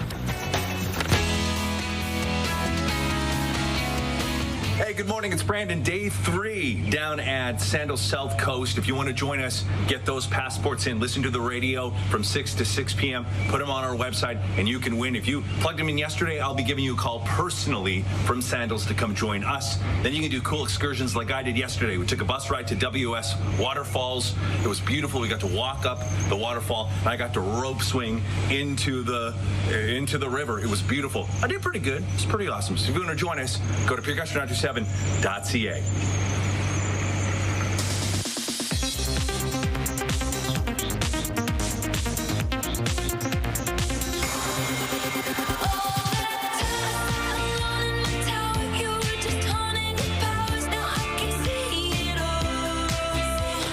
Taylor Swift's The Life of a Showgirl has sold 3 million copies in just 2 days. Music sales tracker Luminate says that's already the second biggest sales week of the modern era, trailing only Adele's 25 a decade ago.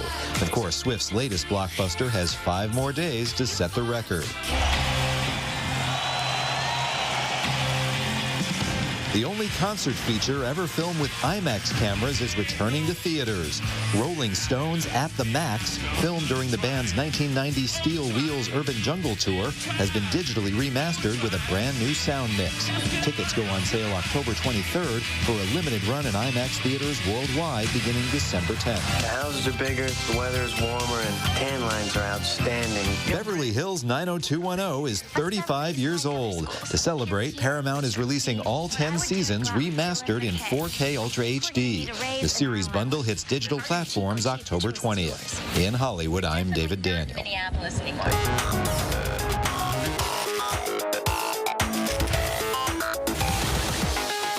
All right, well, Well, these grandparents go all out when it's their turn to take the kids.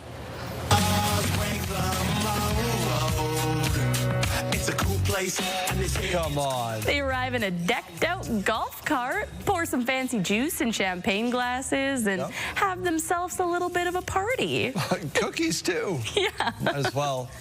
Imagine being picked up like this. I would think my grandparents are the coolest people in the world. Where do they live? Like, there's some resort communities in this province where they do drive golf carts around, like Hitchcock Bay.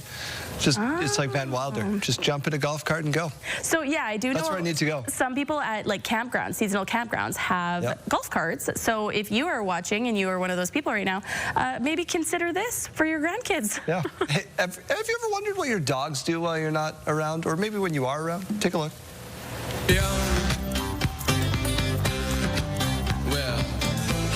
Take a look at what Daisy's been up to. Oh, there's some runners. Let's go join them. Now we just got to know what's going on in Daisy's head, because this is so cute. Must have snacks, must have snacks. Look at the ears. The ears billow in the wind. Flapping away. Oh, there's my happiness for this Wednesday. We'll let him walk us right on into commercial break. We'll be back with your headlines and your weather forecast right after this.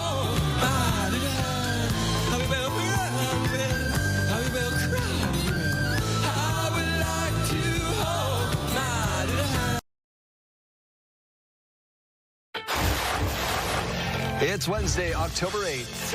I think they're going to be very happy. We have a lot of things that we're working on. Prime Minister Mark Carney will return to Ottawa today without any deals to remove U.S. tariffs from Canadian goods. But is there something in the works? I think Premier Ree's comments are un-Canadian. That's not un-Canadian. That is fair. Laws that have... Alberta Premier Danielle Smith and BC Premier David Eby don't see eye to eye over a new pipeline project, and they're taking their disagreement public. Here's Bouchard. McDavid to the net. The Edmonton Oilers have one thing on their mind as they open the 2025 NHL season, and that is the Stanley Cup. Stay with us, Saskatchewan. Your morning starts right now.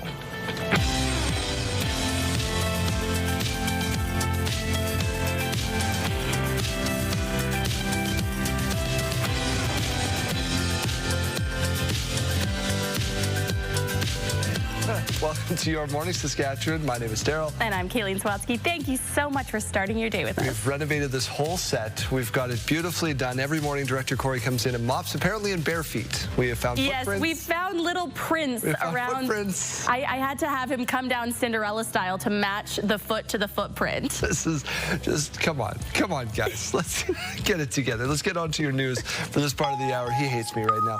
Prime Minister Mark Carney returns to Ottawa today without any resolution or even a partial relief on U.S. tariffs. But one of his key ministers is staying behind in Washington to keep pressing Canada's case.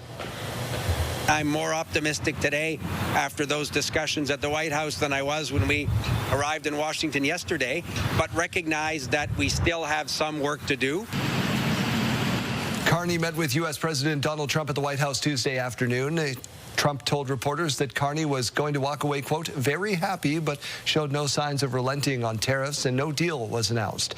Canada-U.S. Trade Minister Dominic LeBlanc will stay in Washington today for more meetings, including a planned conversation between Anand and Secretary of State Marco Rubio.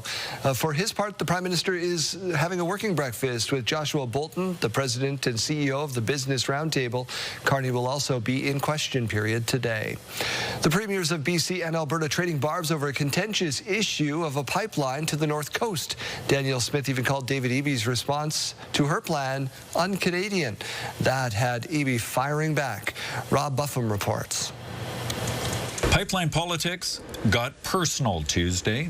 Premier Ree's comments are un-Canadian and they're unconstitutional. Alberta Premier Danielle Smith in Ottawa pushing her proposal for a bitumen pipeline to BC's coast, reacting to Eby's anti-pipeline sentiment highlighted in this video posted Monday. Supreme Court is determined that the reason we have a country and have given trade and commerce power and control over ports and interprovincial infrastructure to the federal government is for exactly this reason. Within hours, EB fired back.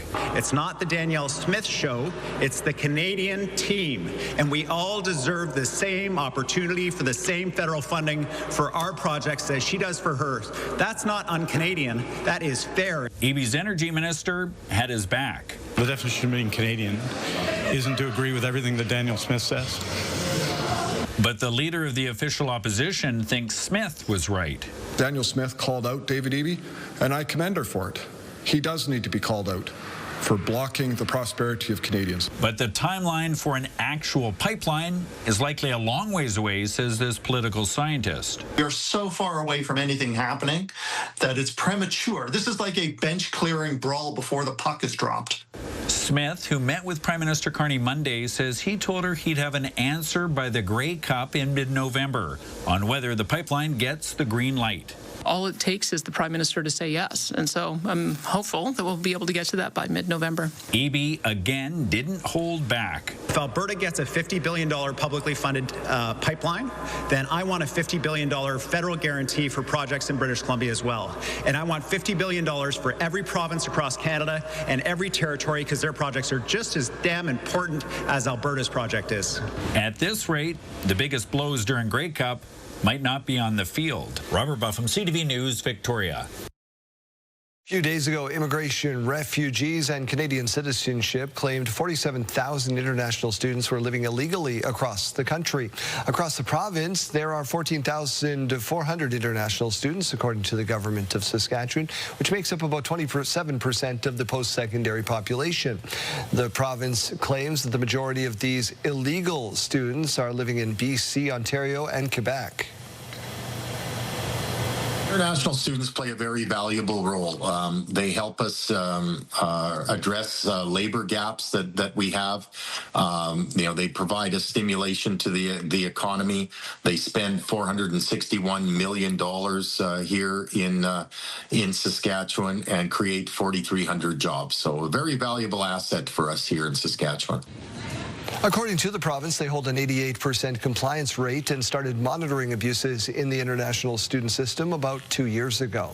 The Saskatchewan Union of Nurses firing back at the Saskatchewan Health Authority's reasoning for overcrowding in hospitals. The president of the Nurses Union says the Health Authority is misleading you, the public, and nurses about patients being treated in hallways in Saskatoon at the Royal University Hospital. Last week, the Health Authority said the seasonal flu and other compounding factors led to a surge in treatment, now forced some into the hallways. The union says the hallway care has become so common the staff have names for certain areas, and there's no signs of improvement with flu season rapidly approaching. I'm very worried for the people of Saskatchewan that they're going to be coming to, receive some services, and there's just not room for them. Saskatchewan Health Authority says Saskatoon's hospitals have seen a 16% decrease in the number of patients waiting in emergency departments for admission to acute care over the past 2 weeks. City of Regina is planning to apply for provincial disaster assistance funding over a major rainstorm last month. Pending approval from City Council on Wednesday, City is planning to apply for provincial disaster assistance from that storm that hit the city on September 13th, causing significant damage to properties across the city. Approximately 50 millimeters of rain fell, causing major issues for the stormwater system. Two storms are brewing on both sides of the Americas, and forecasters are watching them closely. Tropical storm Jerry is gaining strength in the Atlantic and could become a hurricane in the coming days. Storm is tracking toward the Caribbean with winds near 80 kilometers per hour. Meanwhile, Hurricane Priscilla is moving off Mexico's Pacific coast with a tropical storm watch in effect for Baja California. The Toronto Blue Jays had a chance for a sweep, and they blew it. 3-2. In the left. Barger's out. He says that he's got it and then loses the ball. Wells into second. They lose the series. He's going to see that in his dreams. Out 6-1 in front, the Jays were, and then the Aaron Judge show started with a 3-run home run. Yankees win 9-6. They're back in action tonight. We'll see if they can get it done. October baseball is making all the headlines, but hockey season is, of course, back. 4 Canadian teams making their debuts tonight on day 2 of the NHL season.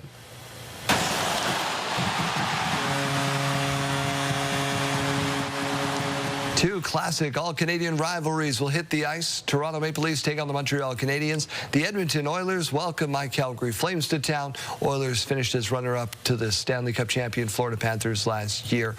In Toronto, the Leafs will be without departed star Mitch Marner for the first time. Puck drops on the Sens, Jets, Canucks tomorrow night. So if you're paying attention to those teams, you have to wait one more day. Let's talk about that forecast. If we have an excuse built in that it's going to be really cold and windy and we want to stay and watch hockey? Well, this week is looking really warm and sunny, so no excuses to get you out of anything there. It's next week we start to see those temperatures go down, some more rain on the way, so be aware of that. But this morning view is looking beautiful, and that's brought to you by recyclemyelectronics.ca, where you can find a drop-off location near you. Now, temperatures in Regina this morning have been fluctuating a little bit. We were at 5 degrees, then we dropped down a few degrees. Now we're right back up to 5 degrees, so that's nice to see. The warm-up should be happening now. It's going to be a really warm day, up to 21 degrees for both Regina and Saskatoon today. And to put that into perspective, the average this time of year, it's been going down this week. So on this day, it's about 13 degrees is the average. 8 degrees waking us up in Saskatoon. Some southeast winds coming in at 19 kilometers per hour. We are going to be seeing those winds increasing this afternoon, up to about 35 kilometers per hour in Saskatoon and about 40 kilometers per hour in Regina. Now, the radar and satellite not showing a whole lot, just showing that rain that made its way in from Alberta yesterday. It's mainly concentrating way up north. Later on this afternoon, though, we're going to be seeing that pushing off. It's tracking north. And then when we look to the north, we just see that cloud cover, and even that cloud cover is going to be pushing off as we look towards tomorrow evening and into those overnight hours. The next few days for central and southern Saskatchewan, really looking very sunny. Current temperatures showing that we are warmer by quite a bit compared to what we saw yesterday at this time. Spiritwood at 9 degrees, Melfort at 10 degrees this hour, Hudson Bay at 8 degrees right now, Swift Current 8 degrees, Assiniboia 7 degrees, and Estevan at 8 degrees. Your forecast this afternoon, as I mentioned, looking really warm and sunny today. We're just talking about those winds. So Swift Current with those winds up to about 22 kilometers per hour. Weyburn up to about 22 as well. Cooler through the Parkland region this afternoon. Yorkton up to about 15 degrees, and Prince Albert enjoying that nice afternoon high of 19 degrees with a few more clouds up there than down towards the south. Now, I mentioned that temperatures this week are going to be beautiful. You can see them fluctuating just a bit. So 16 degrees tomorrow, 18 degrees on Friday, and 20 degrees on Saturday for Regina. And then, as we mentioned, next week, temperatures going down by quite a bit. So Sunday up to 7 degrees with some rain on the way, 5 degrees on Monday and 7 degrees on Tuesday. And in Saskatoon, again, so we're seeing temperatures go down to 14 tomorrow, but then right back up to 19 on Friday and back up to 21 degrees on Saturday. It's Sunday, we start to see those temperatures go down, 5 degrees on Sunday with that rain on the way.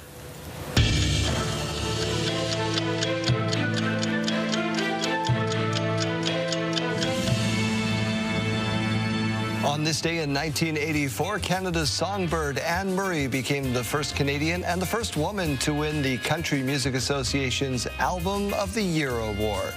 October 8th, 1978, Gilles Villeneuve won his first F1 race at the Montreal Grand Prix. And we say happy birthday to the city of Prince Albert. It was incorporated as a city in 1904, becoming Saskatchewan's third city.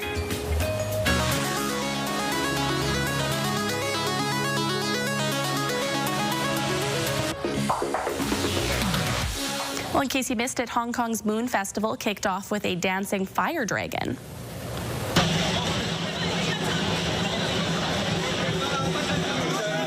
Yeah, that's a big dragon. Yeah. 67 meters long, to be exact. Performers decorated it with more than 10,000 burning incense sticks and carried it through the streets. Each year, the Fire Dragon Festival attracts thousands of visitors, and it's been happening for, get this, 140 years. Wow. So not only is it on fire, it's quite aromatic. I was trying to think of a word that wasn't stinks. I mean, I like what you pulled out there, Mr. Thesaurus. Thank you. Just word of the day calendar, just tucked in my back pocket. All right. It says the origin of the ritual is a 19th century plague that people living there were trying to banish with this special ceremony. So Oh. there you go. It's got a little significance. Question of the day, we're talking about what today? Well, we're asking you, what band would you like to see get back together? Turns out Saskatchewan loves the bands that are already together. We didn't get a whole lot of answers today, but the ones that we did get are pretty good. So Dexy's Midnight Runners was the one that I actually had to Google. Have you heard of it? Come on, Kayleen. Oh, okay. They're the So singers I of didn't Come know On, who that Eileen. was originally by. Yeah, Dexy's Midnight Runners. There you So go. Dexy's Midnight Runners. We The had song that has haunted you most of your life. Yeah, most of my life, and I didn't even know who it's by because I dislike it so much. Fair because enough. everyone has always said, "Come on, Kayleen," and I just no. It's the New Heart show for me. Leonard Skinnard we had from Kim and Fleetwood Mac. Fleetwood Mac is doing some touring right now, so you can see them. Yeah, but the interesting thing about them, have you ever heard the story about Fleetwood Mac? Yes. They hate each other so much that they stay on different hotel floors, they travel in different buses, and you cannot come within each other's circle. Yes. So yeah. No, I do they're enjoy getting the Fleetwood cash. Mac. But I think like they haven't necessarily broken up if they're still touring, but it's wanting to get more music out of them, which I can get on board with. I could too. Nathan saying Daft Punk and Rebecca saying Spice Girls. That's one that I would also love to see. Colleen just emailed us very, very late right before I walked over here and said Hall & Oates, and they hate each other too. Oh. They're in a big court battle right now, so I don't know if that'll happen. But who knows? There's anything is possible. We know that, right? Money talks. Yeah. Money talks. All right. Thank you so much to everyone who answered today's question of the day.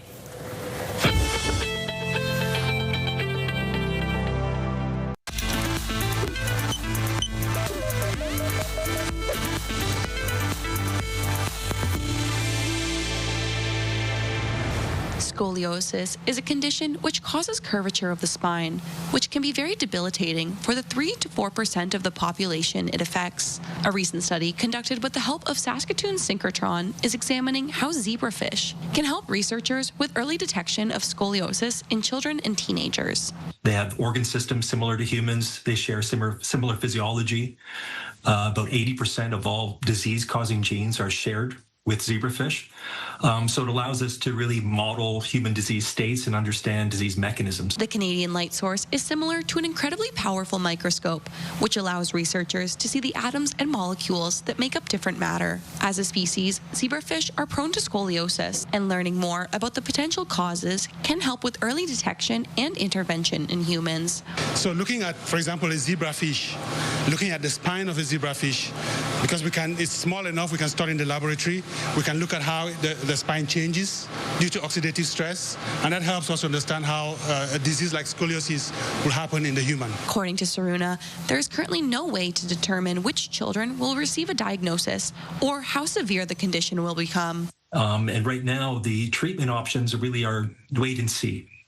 And when the curves begin to progress, we can apply braces, or the surgeons can do corrective invasive surgery of the curvatures. While there is still plenty of research and testing to be done, Saruna is hopeful that these findings from Saskatoon synchrotron have brought his team a step closer to a new treatment.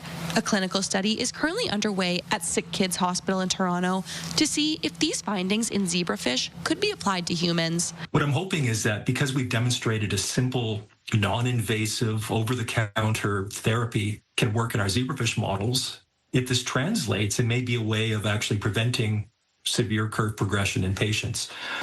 Hallie Mandrick, CTV News, Saskatoon. Health Report, brought to you in part by Saskatchewan Blue Cross, protecting your health since 1946. We go back out live to Mike Siona this morning at Prairieland Park. Mike, you're learning about agriculture. One more time at Prairieland Park as Ag Experience has taken over Hall E here. And I am joined by Sarah Shimko, who's the Executive Director of Ag in the Classroom. And we're really getting hands-on here. I mean, we've seen the field side of things, and now we're getting to the fork side. What are the grade 4s learning about at this station? So in this particular station, students are making hummus. It's really important that we're able to connect the entire food cycle for students, and eating is obviously a really important part. So in this one, they're learning a little bit about pulses, and they actually get to make some hummus and taste it. Which is super cool. Give us a sense of what our big grade 4s are doing here. They're your staff. But yeah, well, Actually, so what they've done is they've taken chickpeas and they've ground them up, and then they're going to add a little bit of oil, some garlic, some spices here, and then they're going to get to sample it. Hummus is a really simple product to make. But so important. And I mean, we're talking about Saskatchewan ingredients for the most part here. Saskatchewan ingredients that we can eat here and also go all over the world and really help to feed a nourishing world. I love that. Now, that's the grade 4 version. This obviously scales to different levels all the way up to, economic theory and tariff talk. Absolutely. So for the grade 4 level, very focused on production agriculture, where your food comes from.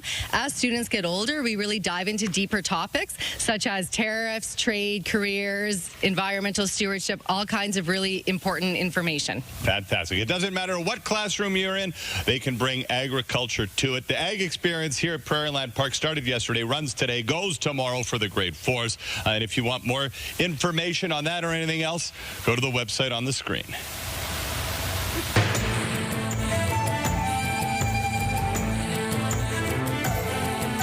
Greetings, everyone. It's estimated over 50 million buffalo once lived on the Great Plains before being pushed to the brink of extinction. In a powerful act of resistance, a woman from White Bear First Nation and others walked on Dudney Avenue pulling buffalo skulls, seeking a name change in recognition of the importance the buffalo once played in the area. CTV's Brittany Poitras tells us more.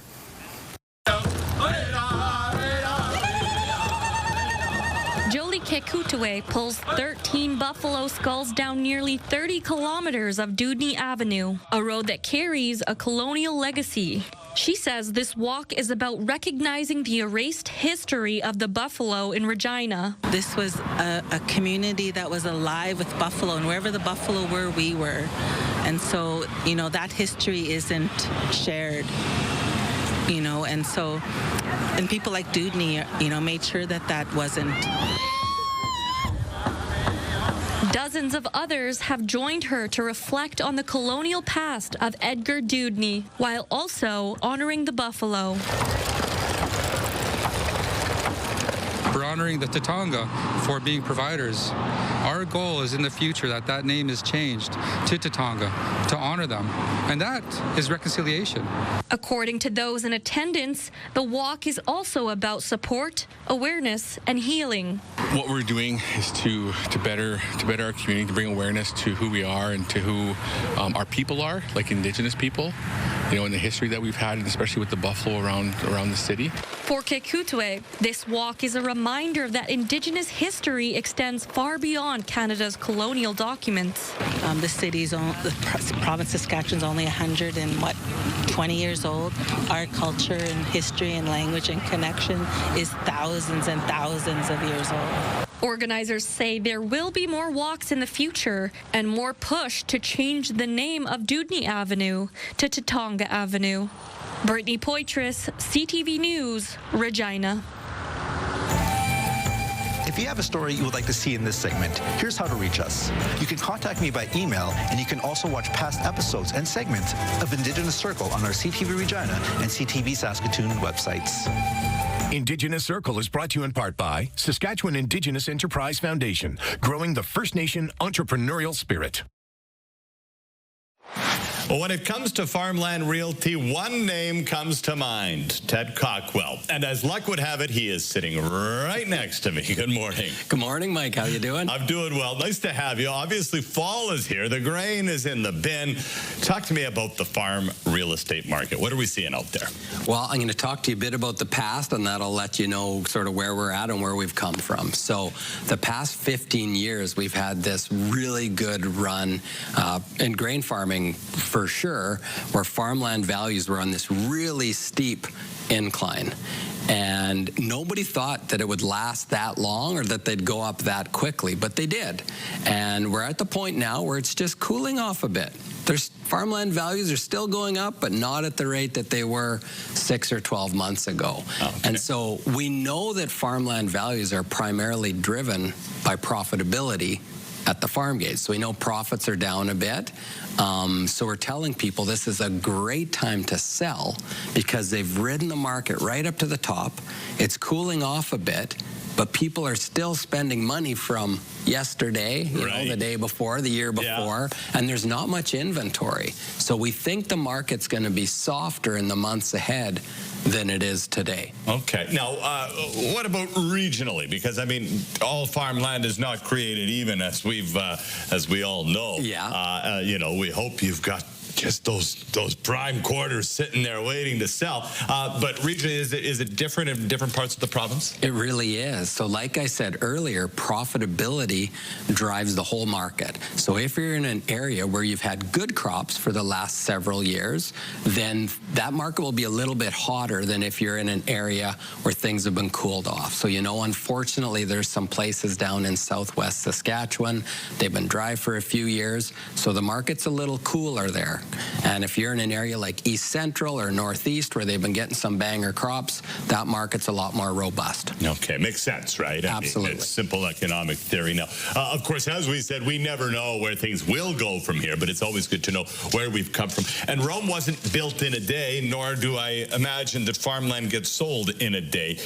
So we do need to have a little bit of time if you're thinking about it, right? Absolutely, yeah. Call us as soon as possible because forward planning is to the seller's advantage. Sometimes there's, you know, tax incentives if they get on it sooner. If the land's held in a corporation, they're going to want to talk to their accountant about that. Or, you know, we can get in the field earlier and get some, you know, drone shots and videos maybe while there's still some crop out there. Sure. Make it look a little better. So the quicker they call us, the more runway we have, the better we'll be able to do for them. There you go. And Ted, I know you'll help them take off, whether you're looking to buy or sell or just want some more information. Maybe have a coffee with Ted or someone on his team. They are your experts in the field.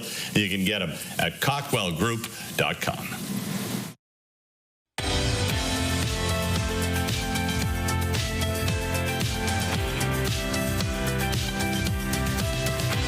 Your Morning Saskatchewan is just about 8:30 on the nose. 51,000 teachers remain off the job in Alberta as a province-wide strike is now entering a third day.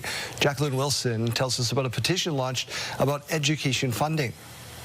The public system is starved right now for funding, but private education is not. It's a topic the Alberta Teachers Association has issue with. Public dollars going towards private education as teachers fight for more funding to fix overcrowded and complex classrooms. Private schools have the ability to turn students away. They can put class size caps. They can advertise for the fact that, you know, they've got small classes, which public schools can't do. We can't turn students away. We don't have class size caps.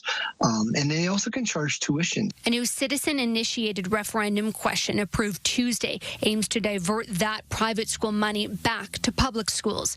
A 2022 report by the Public School Boards Association of Alberta shows the province allocated more than $314 million to private education in 2021. The ATA says that number is closer to $461 million. The report also notes Alberta education grants are provided to accredited funded private schools at a rate of 70%, which makes private school funding in Alberta the highest in Canada. What's the most reasonable way to get more kids in classroom with reasonable class sizes?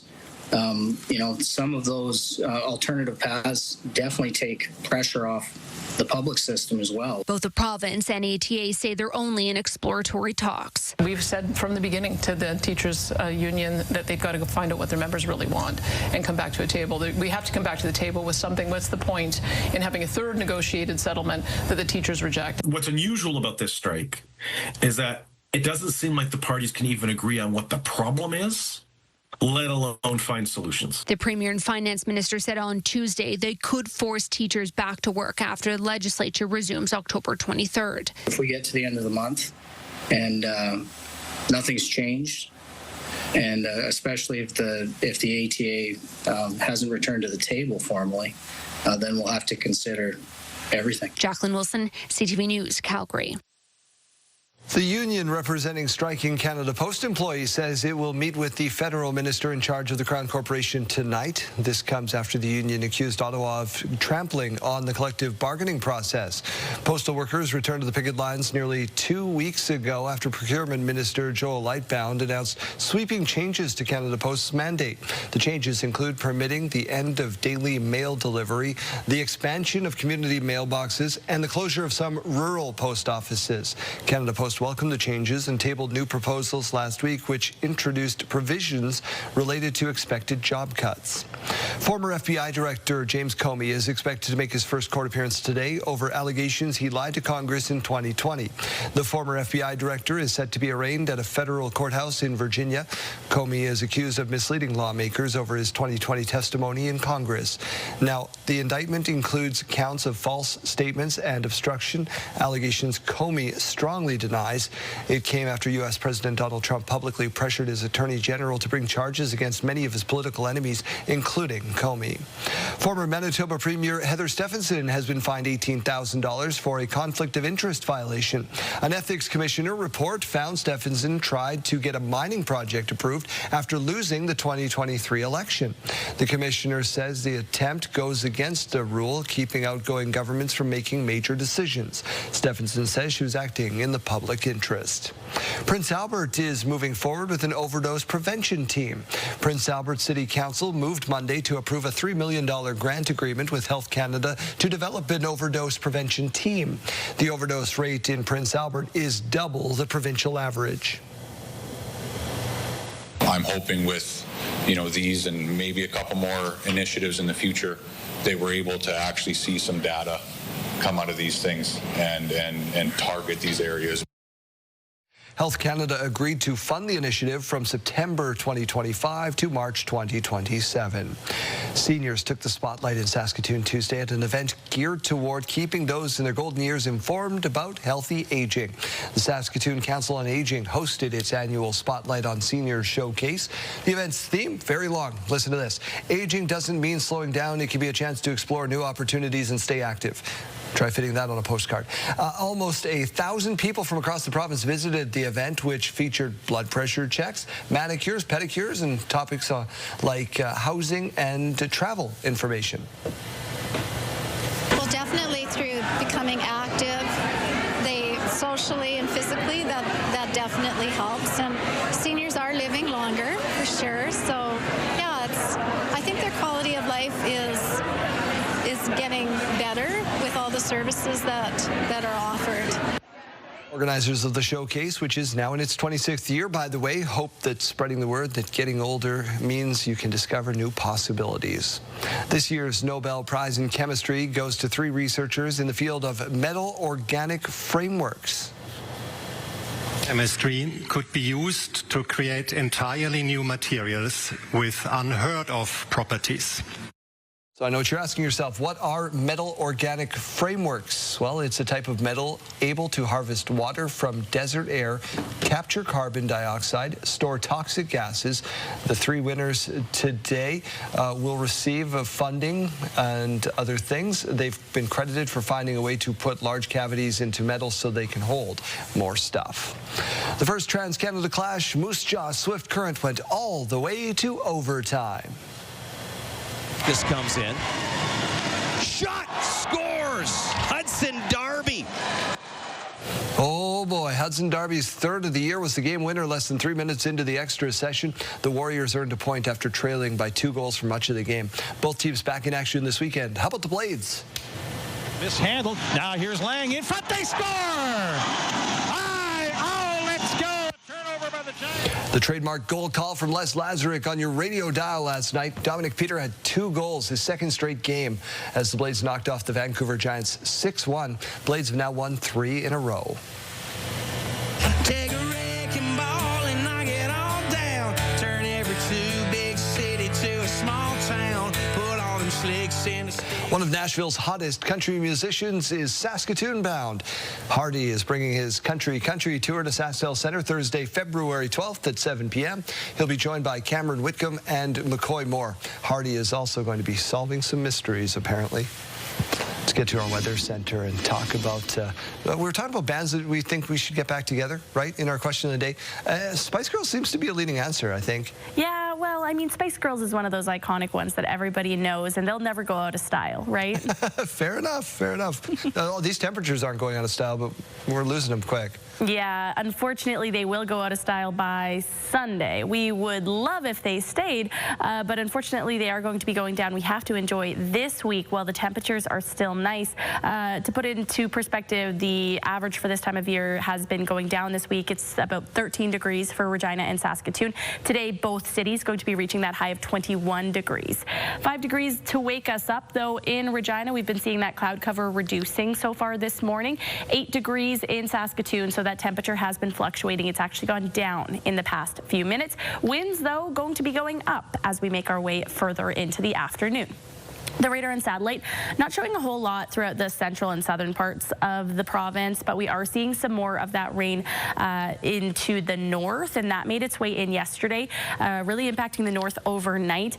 But as we make our way into the afternoon hours, we fully see that system tracking northeast. It's going to be out of the province. We're not going to be talking about any more precipitation really for the next few days. Even that cloud cover that we're seeing up north for tomorrow morning is going to be pushing off by the late afternoon hours. So the province is really just in for a whole lot of sunshine for the next few days. Current temperatures showing that some areas are now into those double digits. La Ronge, for example, sitting at 12 degrees. Buffalo Narrows at 10 degrees. Just below that, Spiritwood at 9 degrees. Swift Current, if you're waking up with us there, you're waking up to an 8-degree temperature. 8 degrees in Estevan as well, and 5 degrees through Yorkton this hour. Now, later on this afternoon, we are seeing some very nice temperatures. Moose Jaw up to about 23 degrees with that sunshine. Swift Current with those winds gusting up to about 40 kilometers per hour. Could be seeing that high of 22 degrees. 22 degrees also expected for Weyburn and Estevan, but we're going to be seeing some more sunshine throughout the afternoon hours.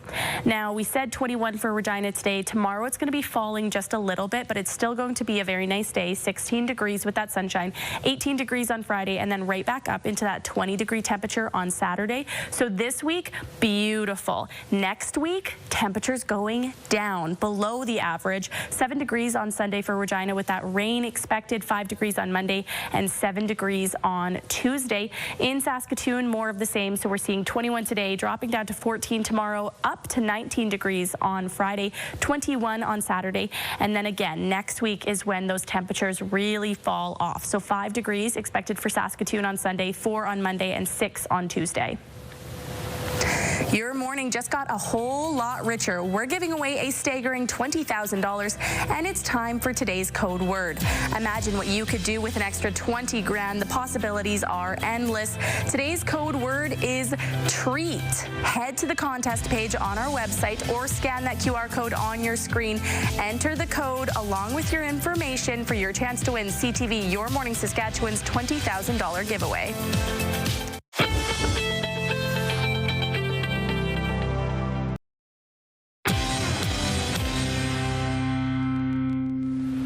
Thanksgiving is just around the corner, and many Canadians live far away from their family, which is why many are choosing to host a more casual Thanksgiving with friends. Joining us for more tips on how to make the most out of Friendsgiving this year is lifestyle expert Rachel Node. Good morning. Good morning. We're almost there, right? I know. It's crazy how fast this year has gone. Let's jump right on it. If viewers are looking to host a Friendsgiving, tell us some tips on how to make the most of it. Yeah, I love hosting a Friendsgiving. Most of my family live far from me. They live in Winnipeg, so I don't get to see them at Thanksgiving, which is why I love to have all my friends over to celebrate. I feel like Friendsgiving is just like a more fun, chill evening that you can, have fun over food and drink. And I'm always looking for new, cool, and fun kitchen gadgets to up my Friendsgiving game. And I think I found one that you and your buds will fall for too. This is the Ninja Slushie. It's perfect for making big batches of delicious and frozen bevies in advance for your besties. It has an 88-ounce capacity, so it's perfect for making a big batch if you're serving a crowd. I just think it's a great way to put a fun twist on some of your fall favorites. Like, why not serve an apple cider slushie with your appetizers? Or maybe for your Friendsgiving, you're doing a brunch. You can make these delicious pumpkin spice frappe slushies in this machine. Obviously, you can add alcohol to any of these drinks if you want, but if you want to keep it family friendly, you can also do that as well. I really love this machine because it serves up frozen drinks, but it does not need ice, which I think is super cool. It has this rapid chill technology that freezes liquid evenly for a smooth and flavorful result each time. And it's super easy to use. There's 5 preset settings that you can choose from. So you can control the texture of your drink. Maybe you want it light and sippable. Maybe you want it thick and spoon-worthy. Either way, there's tons of recipes to choose from. Just check out sharkninja.ca. And cooking for a big group, whether that be friends or family, can be a chore, but you've got some stress-free suggestions for some support. Okay, true story. When I'm in the kitchen and I'm, cooking up a big meal and there's lots of pots and pans on the go, sometimes I need help stirring so nothing settles or burns. Also, true story, I hate it when people are in the kitchen with me while I'm trying to make a big meal, even though they're trying to help me so nothing burns. But this year I have found the solution to stress-free cooking support. It's this automatic stirrer from Lee Valley. This is perfect because it keeps dishes moving while you can focus on other things, like maybe you need to answer the door or maybe you need to focus on other elements of your meal. The feet are designed to sweep the bottom of the pot or the pan, but keep the stirrer in motion at all times so it could lift the contents and keep it from settling or burning. It has 3 settings to accommodate various thickness depending on what you're stirring. And at the end of the evening, these nylon legs, they're heat resistant and dishwasher safe. So it's great for easy peasy cleanup, and you can shop it at your local Lee Valley or online at leevalley.com. All right, Rachel Note, unfortunately, that is all the time we have. I'm so sorry, but thank you so much for your tips this morning. No problem.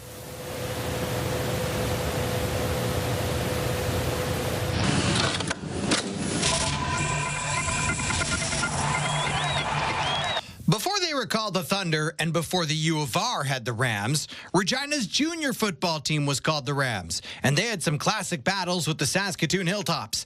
It's always a great game whenever these two teams kick off on the gridiron, and this is rare footage of a seesaw battle in 1987. Man, look at that clear, standard definition footage shot on a beta tape. Can you even buy those anymore? Anyways, this game took place on a grass field at Gordie Howe Bowl in Saskatoon, and it had everything, including a blocked punt, a quarterback sneak that went for 54 yards, and check out this pass to Al Hendren for 40 yards, and as he's about to go down, he laterals the ball to Doug Dorsch, who would take it the rest of the way, 49 yards, for the Regina Ram touchdown. Or how about Shane Reeder, quarterback for the Hilltops, who still coaches the Hilltops today, being shown here throwing an 83-yard pass to Darren Hockman to give the Hilltops the lead 29-28. In a wild fourth quarter, the teams would each get a touchdown before the Hilltops would notch this field goal from 25 yards out to give Saskatoon the lead 39-38. But in the dying seconds, Dean Picton of the Rams would heave a Hail Mary to Doug Dorsch, getting Regina into field goal range. That set up this 44-yard field goal to win the game, but it goes wide. Saskatoon hangs on to win a thriller 39-38, with both teams showcasing junior football greatness. And if you want to check out more classic sports moments from the days of Wilco and wood finish televisions, you can check them out on our website. All right, for one final time this morning, we're checking in with Janelle Lepai down at Willow Park Wine and Spirits. Okay, well, before I wrap up my time here down at Willow Park Wines and Spirits, we've got a little bit more information to share with the viewers, don't we, Jonathan? Yes, we do. We have some classes coming up. We've had a very successful year with our classes this fall. Most of them have been sold out, which is thank you to the kind people of Regina. Keep it coming. We enjoy doing them, and they're very fun. But we still have a few tickets for a few classes still out there. Our port pairing class, which is all about the Portuguese Portuguese wine region, of port and the style and everything, and diving into that. There'll be a little bit of food pairing with that one as well.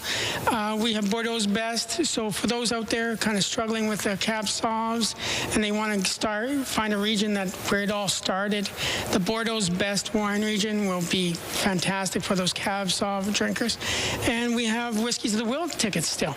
And that is just a brief introduction to the wonderful world of whiskey, the brown liquor that we love and that we like enjoying. So come out, find the tickets online at willowpark.com and enjoy. Okay, well, thank you so much for that, Jonathan. It has been a pleasure to spend my morning here with you. Thank you for having us out. Awesome. Thank you for coming out to us. And come back and visit some other time. All righty, will do. Thank you once again. And that wraps things up for us down at the Willow Park Wines and Spirits.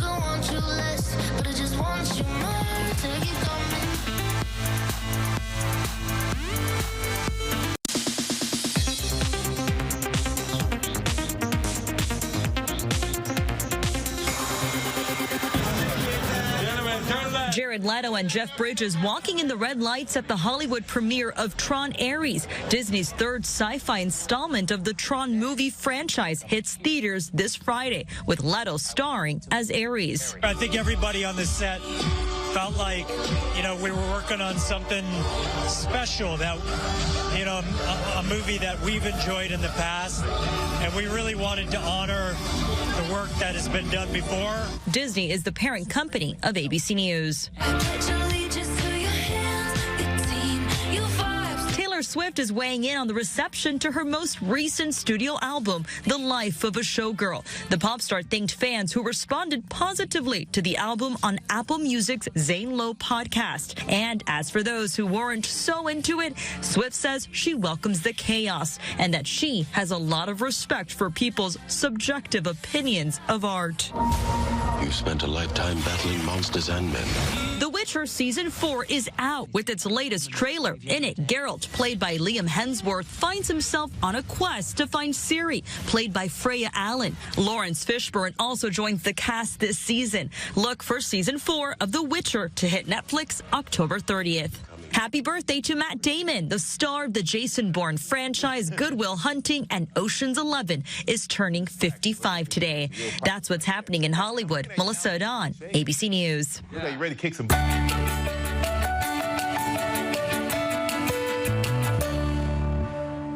12 years ago, a man named Drew Scanlon blinked, and his life has never been the same since. He's one of the greatest all-time greats in the meme game, known as Blinking Guy. Danny New with how he's using his viral fame. So I've been doing some farming. For nearly a decade now, this small, nonverbal reaction has been a staple of internet vernacular. Were you thinking in that moment, man, I just did something really funny and relatable?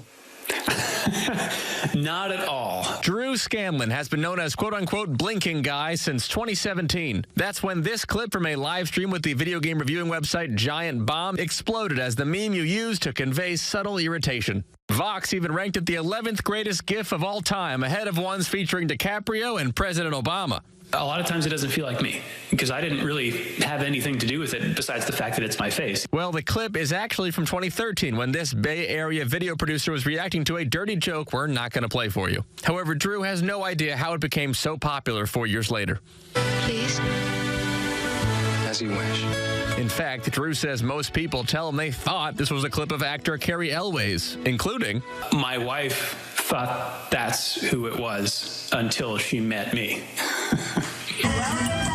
But since this clip rose to fame, Drew has used it for good, raising money for an annual bike race supporting the National Multiple Sclerosis Society. His friend Katie and her mother Ellie both have MS.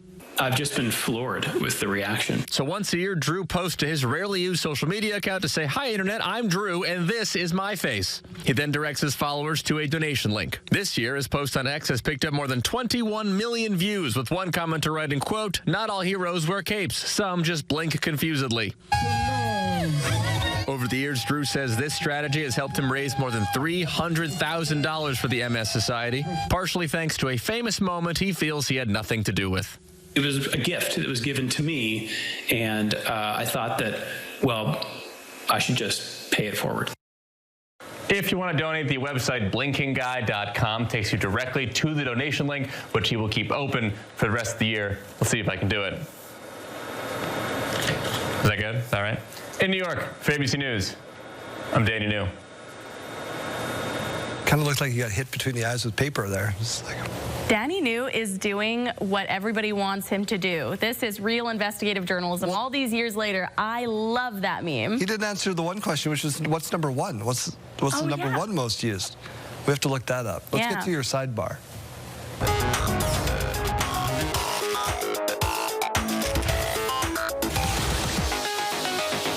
Well, the 53rd annual Albuquerque International Balloon Fiesta is on now. More than 500 balloons are expected to be part of this year's festival. Organizers say it started in 1972 and has grown to be the largest balloon event in the world. The Balloon Fiesta runs until the end of this week. I'm trying really hard to talk slow so that Daryl can Google the top meme. Thank you. I appreciate that. But the answer comes back and says there's no number one most used GIF or GIF. It just says that there are several that are very popular, including like Ryan Gosling's Ken. Oh, okay. I wouldn't think that's the number one, though. The three, yeah, exactly. So. Okay, well, we'll continue looking into this. I just created one of C.J. Rivas doing the dance when he was doing weather. If you haven't seen him do weather, he hung out with us a little earlier. It is on our website right now, so you can head over there and check that out. We also asked him if he liked haunted houses like this one in Ontario. Scarehouse is doing two things. One, they're scaring the daylights out of people at night with the lights off, but they're also turning the lights on so the kids can go in and enjoy as well, and they're doing it all for a good cause. So this is really fun. I actually took my nieces through one with the lights on a few weeks ago at Lincoln Gardens. And were they interested in going back through? They said it was scary even with the lights on, so you know that we have some good haunted houses in Saskatchewan. Yeah, you know that's true. If you know of a good one, let us know where it is. Maybe we'll send Janelle Lippi out there to do a little touring around. She's pretty jumpy. I was going to say, she's a little bit jumpy, that'd be good. It'll be entertainment. That'd be good TV. If you missed something on the show, you can head to our website right now and check that out. We're back with more Your Morning tomorrow morning.